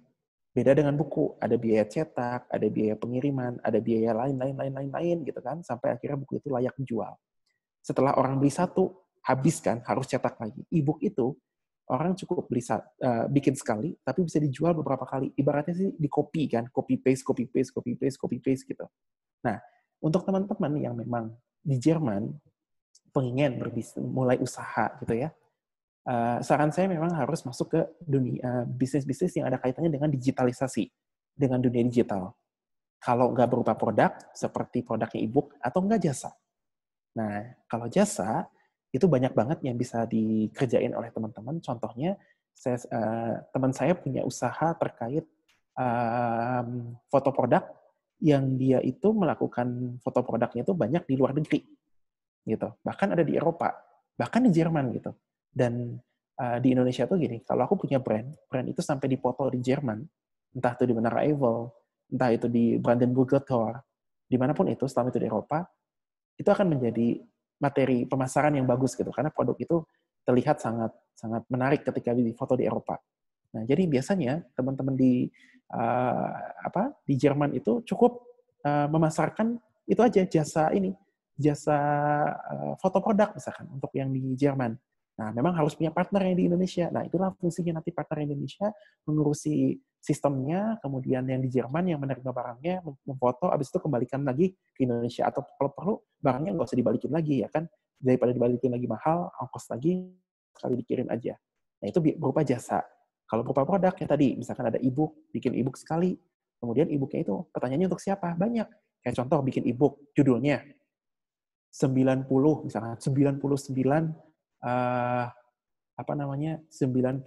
tips supaya tidak gagal kuliah di Jerman. Wah, itu banyak banget anak-anak SMA ya yang pengen kuliah ke Jerman. yang dia tuh nggak mesti ngalamin pengalaman kalian misalkan, ya kalian bisa jual e-booknya itu ke mereka gitu. Jadi mereka teman-teman anak SMA yang mau kuliah ke Jerman akan mikir-mikir gitu kan, wah ini ada buku isinya 99 kesalahan yang harus dihindari gitu oleh mahasiswa Jerman. Jadi supaya dia tuh nanti tidak mengulangi kesalahan itu. Nah itu tuh akan secara psikologis siswa itu tuh pasti akan beli gitu. Kenapa? Karena dia pengen kuliah ke Jerman dan dia nggak mau gagal. Dan dia pengen tahu apa itu yang menyebabkan orang gagal gitu kan. Nah biasanya buku itu kalau nggak tips sukses, tips gagal gitu yang bisa membuat orang akhirnya buru-buru langsung beli gitu kan. E-book itu misalnya cukup dijual misalkan berapa?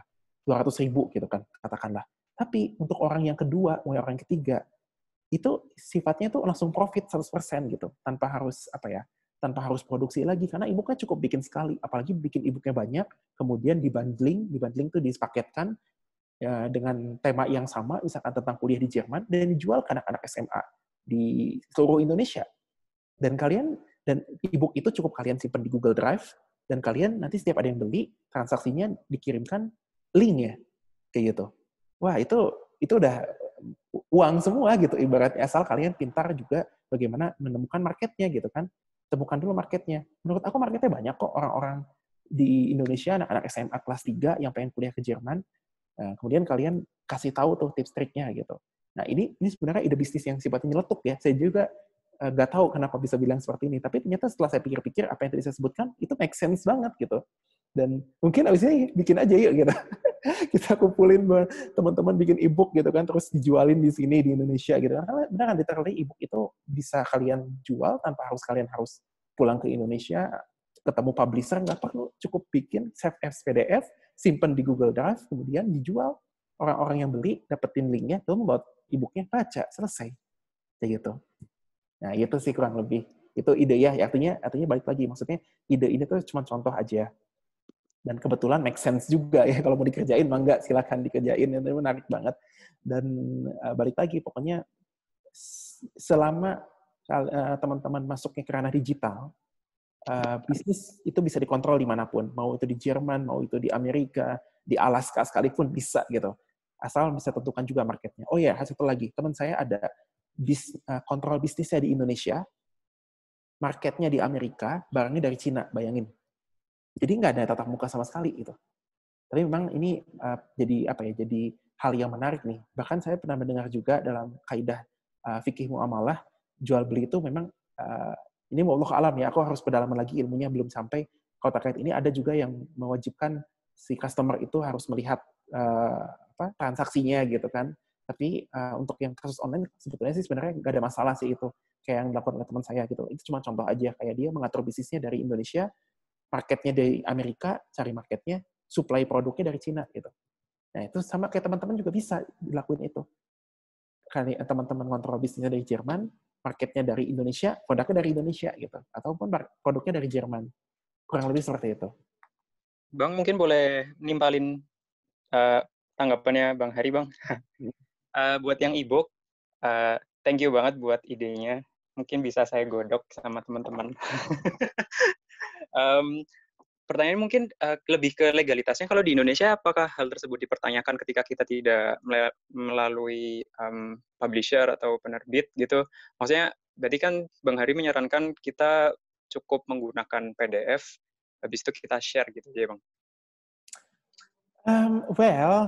Ini pertanyaan agak sensitif sih. Maksudnya, kalau ngomongin istilahnya legal, memang harusnya kan segala sesuatu tuh ada aturannya, pakai legal dan sebagainya itu lebih baik.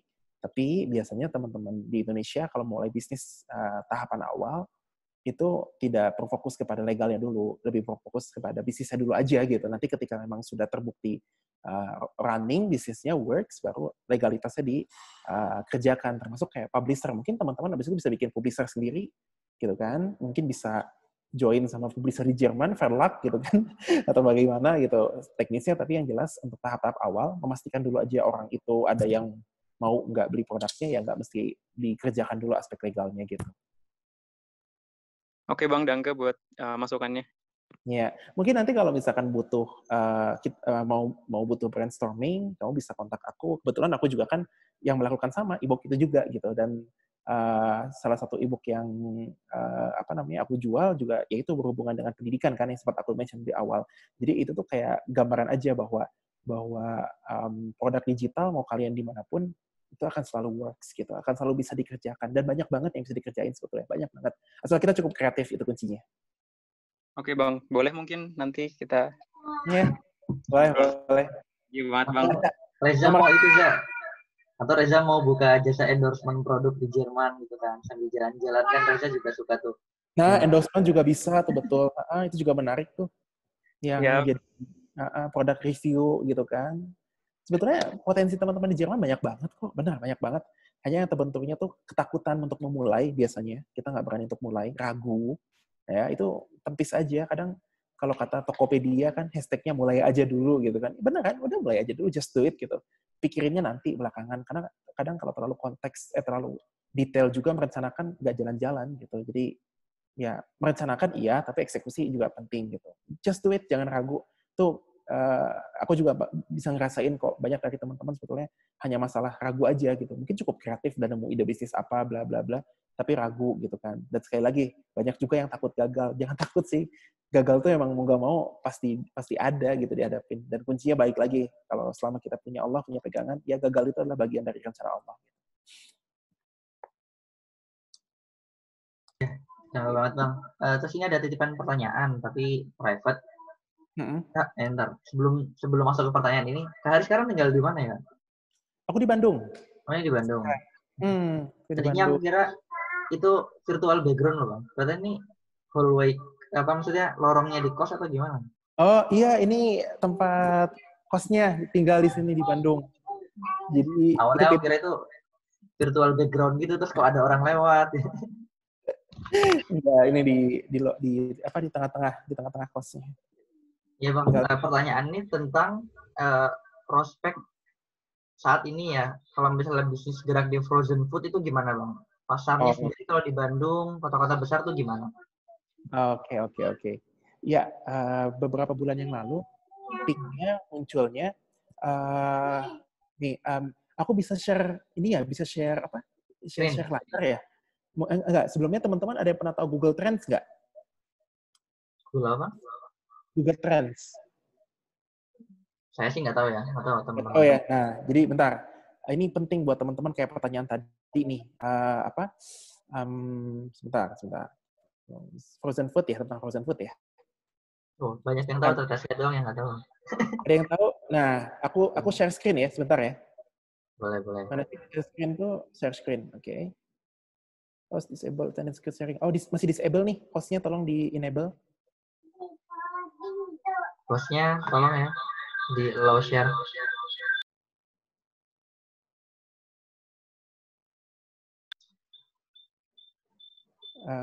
Screen sharing. Bisa Bang, udah belum?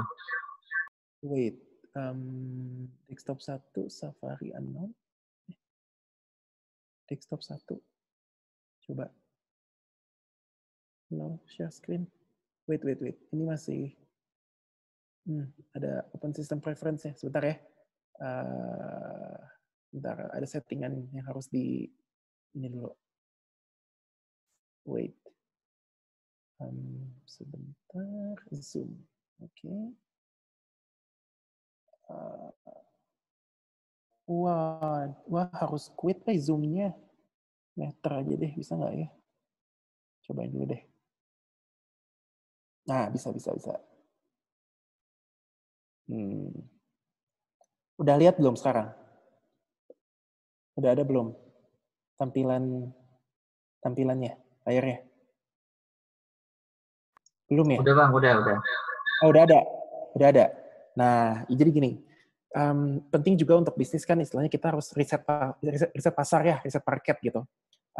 Produk apa, kan tadi ada pertanyaan juga, cari kundennya dulu atau bikin produknya dulu. Saran saya cari kundennya dulu, abis itu bikin produknya. Nah, untuk risetnya, kadang gini, tadi misalkan ada pertanyaan gimana dengan frozen food ya, nih. Misalkan kita ketik di Google, ini sebutnya Google Trends, ketik aja di Google tuh Google Trends, kemudian kita bisa cari kata-kata ini tuh bagaimana trennya di internet gitu. Misalkan nih, kita pilih negaranya Indonesia, 12 bulan terakhir, kategorinya itu ya semua kategori, ya kan, penelusuran web.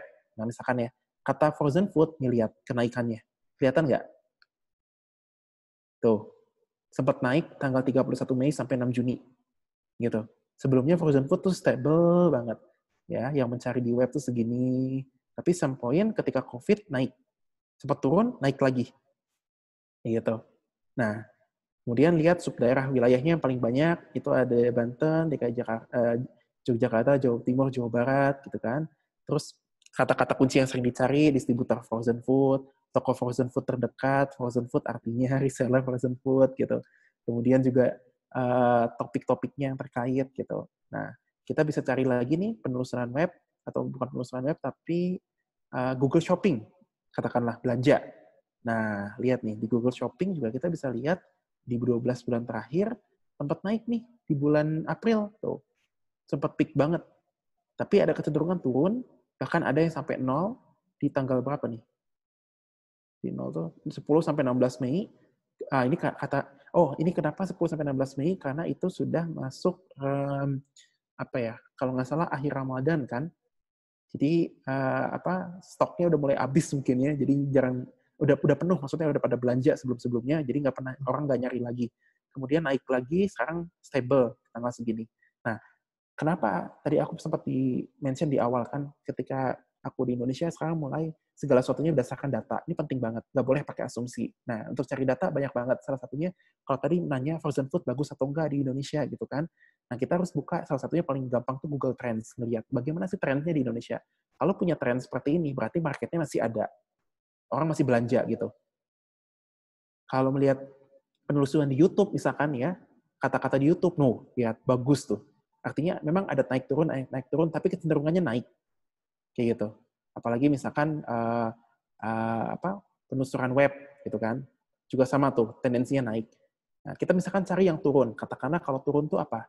Misalkan bandingkan ya dengan kata kerja, apa sih yang lagi turun sekarang kalau masa COVID tuh apa ya? Itu Bang, tiket pesawat atau... tiket pesawat, misalkan. Tiket pesawat, ya. Nih, lihat trennya. Yang merah, tiket pesawat, yang frozen, biru. Tuh, lihat tiket pesawat. Turun kan? Tuh. Jadi memang istilahnya, si tiket pesawat ini, katakanlah kita ini hanya hapus. Lihat trennya. Tuh, menurun kan? Tuh, menurun. Nah, di sini peak banget. Nah, hati-hati ketika trennya sedang menurun, itu kita harus tahu juga sebab akibatnya apa. Lihat kondisi sekarang. Kayak gitu. Nah, jadi ketika trennya sedang turun, jangan sekali-kali ambil risiko masuk ke industri ini. Karena marketnya lagi turun gitu. Respon masyarakat lagi kurang. Gitu. Yang ada malah nanti berbahaya buat kita, rugi gitu. Atau misalkan penelusuran YouTube katakanlah. Nah, tuh turun tuh kecenderungannya. Gitu. Nah, ini cuma salah satu tools aja, banyak banget toolsnya. Ada juga Statista, kalau teman tahu ya, Statista itu tentang grafik-grafik data-data, itu bisa dipelajari juga. Jadi, balik lagi, bikin bisnis itu bukan cuma kayak, wah gue, ya kayak donor ya, donor aku gitu kan. Aku awalnya pengen bikin donor karena, wah aku seneng gitu sama donornya. Tapi ternyata di Indonesia, orang-orangnya nggak nerima roti, nggak nerima Freudenbrot gitu. Mereka nggak makan gitu roti itu, makannya nasi gitu.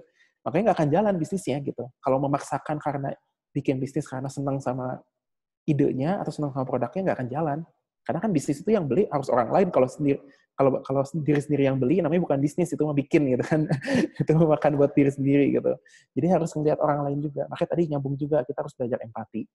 Gitu sih jawabannya yang aku bisa jawab secara langsung data, pakai contoh gitu data. Iya Bang, syukuran jazakumullah khairan, semoga membantu pertanyaan yang tadi ya. Terus ini Ainur mau menimpali sedikit, sekalian bertanya lagi. Oh boleh, Ainur, mangga, silakan. Silakan Ainur, dinyalakan mic-nya. Sebentar, aku ambil minum ya sebentar. Boleh Bang, silakan. Coba Ainur mungkin bisa di tes dulu suaranya Nur. Halo? Mic-nya nggak nyala, Ainur. Yaudah Nur, kalau misalnya mic-nya nggak nyala, oh ya udah boleh. Mulai dulu, ntar masuk lagi. Terus, yaudah kita sambil nunggu Ainur, ini ada Hisham mau tanya. Silakan, Hisham. Halo Bang, Assalamualaikum Bang. Waalaikumsalam. Waalaikumsalam. Masih ingat kan Bang? Masih Semoga dong. saja. Yang dulu juga nganterin gue balik kan, nurunin Tes, koper. tes, tes. Oh, iya. Thank you. Jadi langsung aja lah pertanyaannya. Sebenarnya yang pertama tadi udah kejawab sih. Bentar, Yang Syam. Sorry, Syam. Sebentar. Gimana? Ainur, tadi ngetes udah masuk ya Nur suaranya, tapi kita pertanyaannya Hisham dulu, oke? Oh iya, silahkan. Yuk. Ya, jadi gini, tadi pertanyaannya yang pertama udah kejawab sih tentang Marktforschung itu. Jadi kan kita yang di Jerman ini agak susah kan kalau pengen ntar mungkin 5 atau berapa tahun lagi bisnis ke Indonesia untuk ngelakuin Marktforschungnya kalau kita lagi di Jerman, maksudnya kayak ngelihat kondisi di Indonesia yang lagi apa gitu, atau yang lagi apa gitu. Yang pertanyaanku yang kedua ini kira-kira pertumbuhan orang-orang, terutama mungkin anak-anak muda yang pengen mulai bisnis di Indonesia tuh kayak banyak nggak sih Bang? Mengingat sekarang ya lagi digembar-gemborkan 2045 di Indonesia akan mendapat bonus demografis yang notabene kita akan memiliki sumber daya manusia yang banyak banget. Itu aja sih. Enggak pertanyaan. Oke, tadi benar. Pertanyaan yang pertama aku belum terlalu dapat detail. Tadi gimana yang pertama? Enggak, yang pertama sebenarnya udah kejawab sih Bang. Aku pengen tanya aja tadi. Tentang Marktforschung itu ya tadi ya? Ya ternyata ada Google Trends itu. Aku baru tahu juga kalau ada itu. Itu ngebantu banget. Betul, itu masih banyak banget sih, masih banyak banget. Itu Google Trends yang paling step awal lah gitu. Nanti yang sana-sana lagi ya bisa sambil dicari. Intinya banyak lah ibaratnya tulisnya asal kita kreatif aja cari di Google. Oke, kalau yang kedua tadi tahun 2045 bonus demografi Indonesia. Ini pembahasannya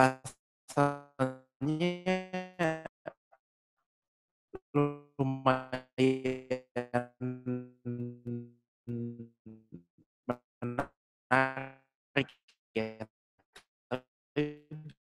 Sepanjang banget gitu. Secara gitu. Jerman itu, sorry. Jerman itu pokoknya generasi tuanya. Suaranya nggak kedengeran. Sekarang jelas nggak? Jelas sekarang. Ya udah jelas Bang. Oke. Nah, jadi kalau misalkan seandainya ngelihat dari pertanyaan tadi tahun 2045 Indonesia punya bonus demografi, itu betul. Karena populasi pertumbuhan di Indonesia tuh generasi produktifnya banyak banget. Itu seperti negara-negara lain seperti Cina dan India.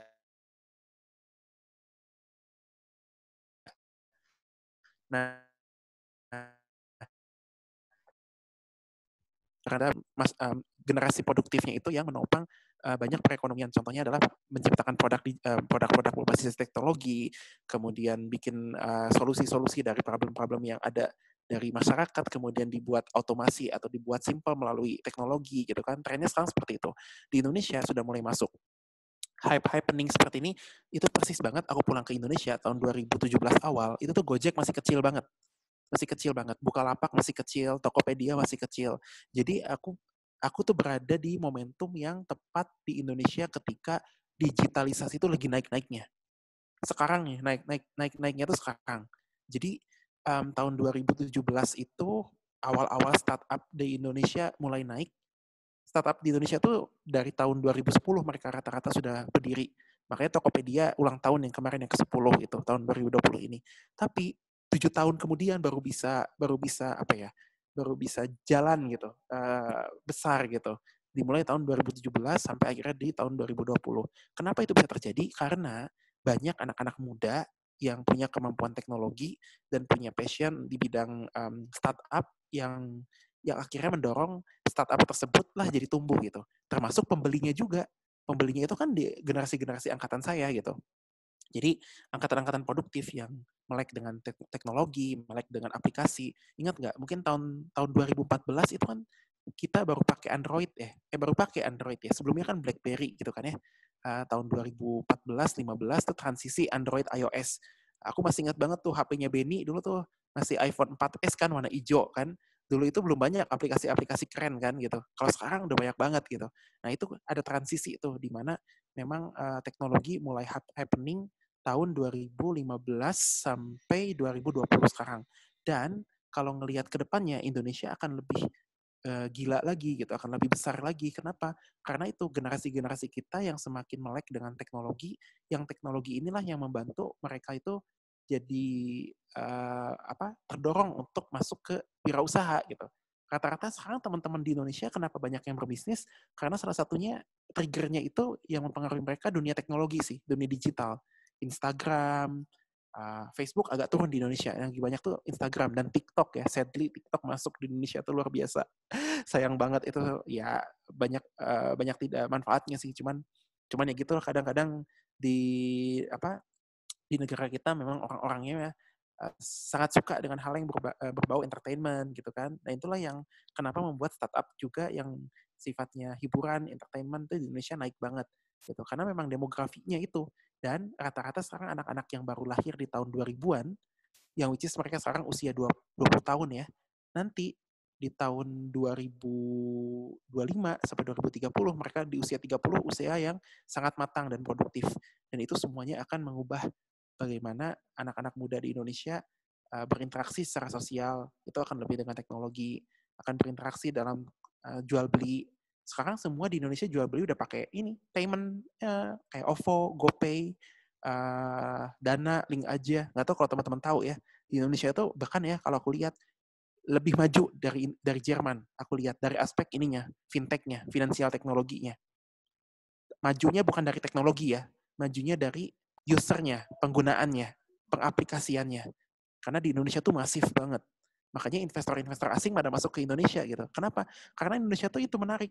Pasarnya gede, orangnya siap dengan teknologi, dan orang-orangnya juga adopsi teknologinya tinggi.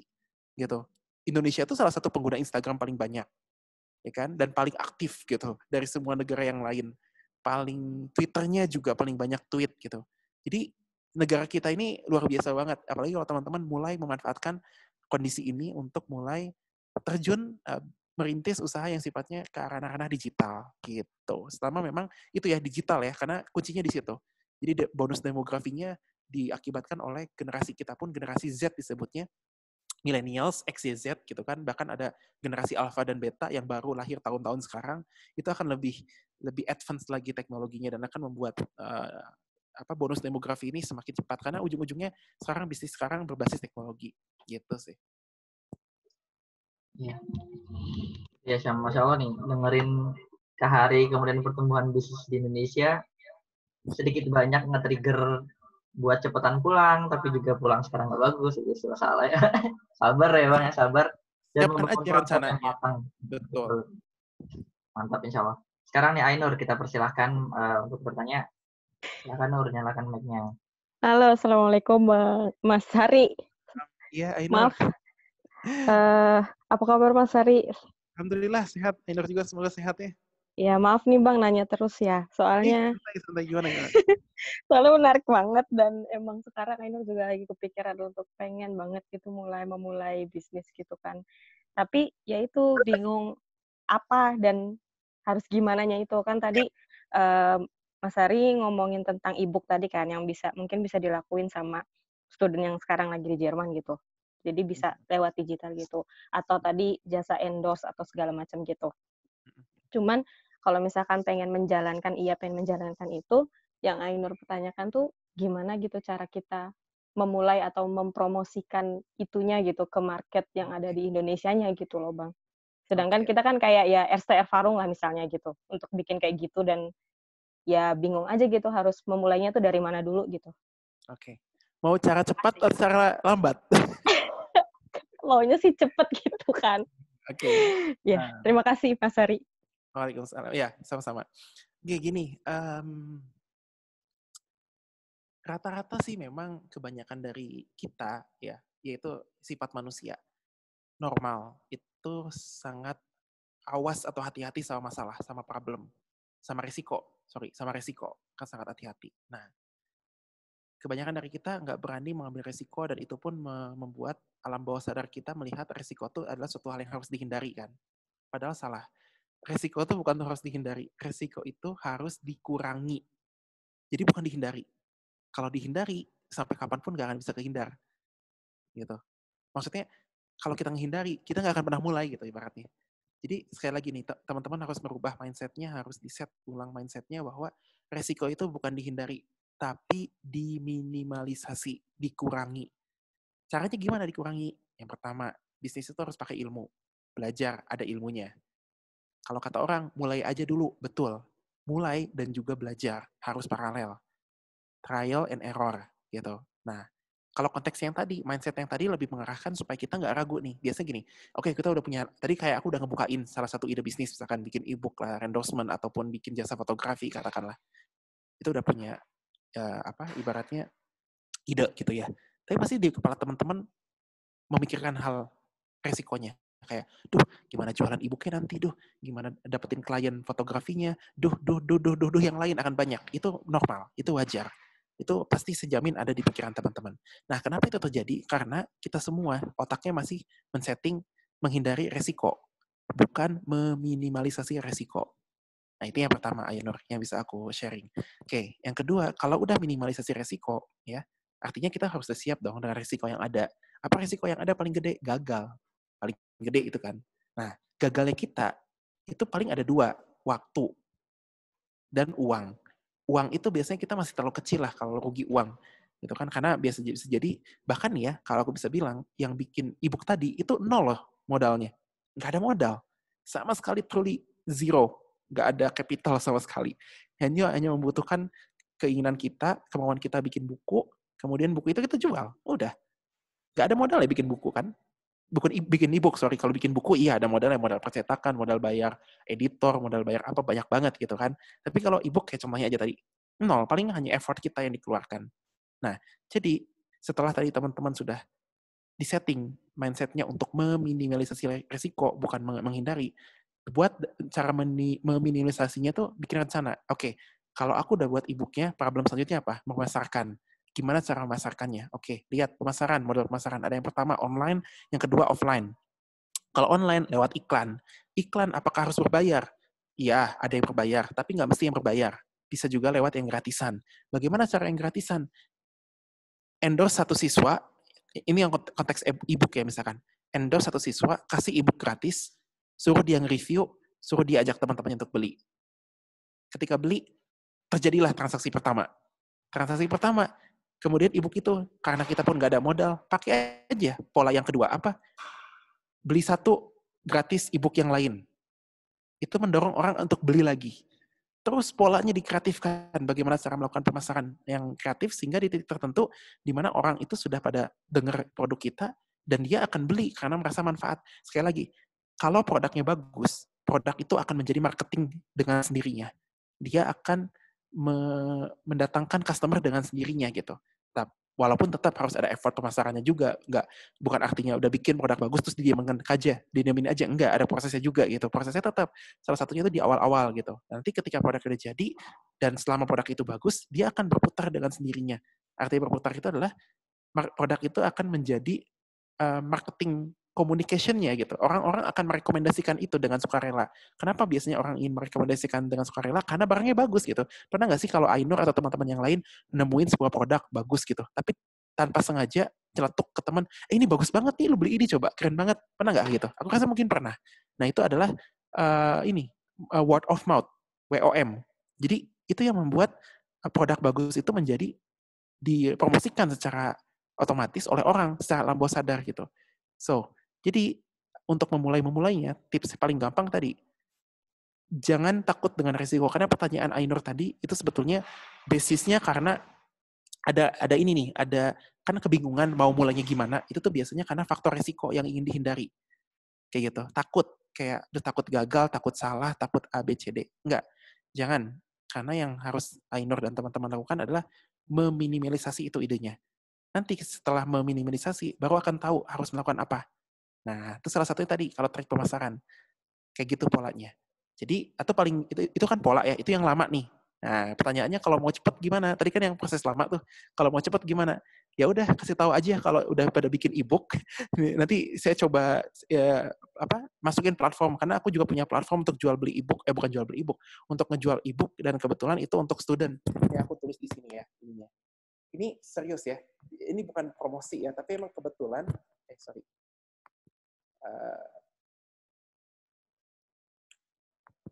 ini nggak bisa ya linknya. Nah inilah pokoknya klik aja gitu linknya. Jadi itu di situ ya aku bikin platform websitenya di mana setiap orang outsource yang menulis e-book itu bisa dapetin akses e-booknya buat siswa-siswa sekolah gitu. Dan yang aku lakuin ini siswa sekolahnya itu bahkan hasil pendapatan penjualan e-booknya setengahnya, sebagian besarnya aku donasikan untuk anak-anak sekolah yang nggak mampu gitu, yang nggak punya uang jajan. Jadi kita kasih uang jajan gitu. Jadi di situ pun terbentuk komunitas akhirnya. Anak-anak siswa pada beli e-booknya karena memang e-booknya bagus, sangat informatif. Plus juga mereka bisa membantu teman-teman yang lain gitu. Karena hasil penjualannya pun untuk membantu siswa-siswa nggak mampu. Kayak gitu. Nah itu ide-ide seperti itu munculnya dari mana? Dari kreativitas. Kreativitas munculnya dari mana? Setelah kita tahu bagaimana cara mengurangi resiko, bukan menghindari resiko. Karena kalau kita otak mindset-nya berpikir untuk menghindari resiko, kita cenderung nanti defensif gitu. Defensif itu bertahan. Nah, dalam fase defensif bertahan, bahkan keluar namanya ide-ide kreatif. Tapi ketika kita meminimalisir resiko, nanti ide kreatifnya keluar. Gitu ini. Oke, terima kasih Mas Ari. You're welcome. Ya, jazakumullah khairan Kak Hari atas sharingnya. Ini yang tadi pertanyaan Ainur sekaligus menjadi pertanyaan terakhir ya pada diskusi kita kali ini.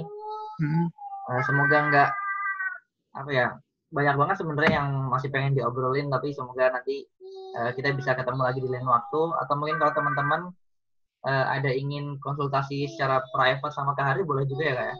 Boleh insya Allah. Nomor aku ada di Shauki, nanti bisa kalau ada yang tanya-tanya, maka silakan. Selama ada yang bisa saya bantu juga, insya Allah saya bantu gitu. Bahkan masih ada di grup masjid kan ya Kak Hari? Masih ada. Masih ada. Iya, barakallahu fiik Kak Hari, itu ada yang ngechat juga. Mungkin Kak Hari sebelum kita tutup ada closing statement atau nasihat buat kita nih dari Kak Hari, silakan Kak.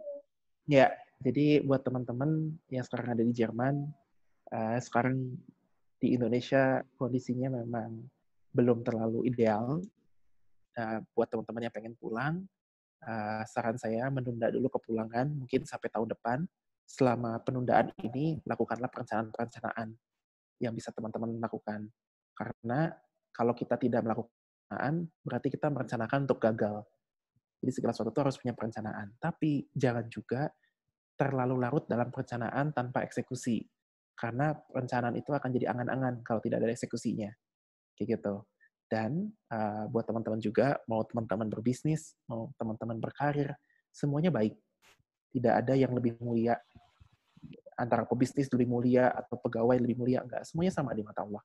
Yang membedakan adalah ketakwaan kita tentunya pertama, dan bagaimana kita mengelola uang tersebut gitu. Selama teman-teman bekerja pun, kalau uang itu bisa dialokasikan untuk hal yang positif, itu akan sangat mulia ketimbang menjadi pebisnis yang sifatnya serakah, yang sifatnya menghalalkan segala cara, mau untung rugi, mau itu halal, mau itu haram, mau itu salah, hajar aja, itu malah tidak mulia sama sekali. Jadi kembali ke teman-teman, kembali ke tujuan hidup kita ini apa, yaitu menjadi hamba Allah. Dan memang bisnis itu juga perkara luar biasa, banyak godaannya, banyak tantangannya. Kalau memang tidak berlandaskan kepada agama, itu akan banyak sekali fitnah-fitnah atau cobaan-cobaan, godaan-godaan yang membuat kita nanti terjerumus gitu. Jadi pondasinya harus kuat. Tadi benar yang kata Syauki juga, Umar bin Khattab itu. Jadi perdalam agama kita, pelajari juga fikih muamalah, itu penting untuk jangan sampai kita juga nanti di yaumul hisab atau dipertanyakan oleh Allah kenapa kita tidak belajar, sedangkan ilmunya sudah di-mention nih, ibaratnya sudah diberitahu, sehingga kita jangan sampai malas. Minimal kita mendengarkan, dan ada rekomendasi kalau mau belajar itu di Ustadz, namanya Ustadz Erwandi Tarmizi. Teman-teman bisa cek di YouTube, Ustadz Erwandi Tarmizi itu spesialis tentang fikih-fikih muamalah. Itu bagus banget. Aku juga belajar dari beliau begitu untuk sifatnya bisnisnya yang sesuai dengan kaidah Islam. Itu aja sih teman-teman, semoga bermanfaat. Barakallahu fiik, Kak Hari, jazakumullah khairan. Semoga ya Kak Hari dan keluarga juga sehat-sehat terus. Kita saling mendoakan ya Kak, dilancarkan bisnisnya, usahanya, berkah urusannya, amin insyaallah. Amin. Jazakumullah khairan juga bagi teman-teman yang sudah gabay pada hari ini. Semoga seminar ini bisa menjadi, diskusi ini bisa menjadi manfaat bagi kita semua. Dan insya Allah juga ke depannya dari DKM Masjid Indonesia Frankfurt akan juga banyak melakukan seminar-seminar. Kalau misalnya teman-teman ingin ada tema tertentu yang diangkat untuk seminar, silahkan saja. Tentu kalau pengajian insya Allah tetap ada. Tapi untuk seminar-seminar ilmiah seperti ini, silahkan diajukan jika ada yang ingin tema tertentu yang diangkat. Insya Allah kita mampu akan kita berikan fasilitasnya. Ya, mungkin itu yang bisa kami sampaikan. Kemudian kurang lebihnya mohon maaf. Kita tutup dengan doa kafaratul majlis. Subhanakallahumma bihamdika asyhadu an la ilaha illa anta astaghfiruka wa atubu ilaik. Jazakumullah khairan. Terima kasih. Wassalamualaikum warahmatullahi wabarakatuh. Waalaikumsalam warahmatullahi wabarakatuh.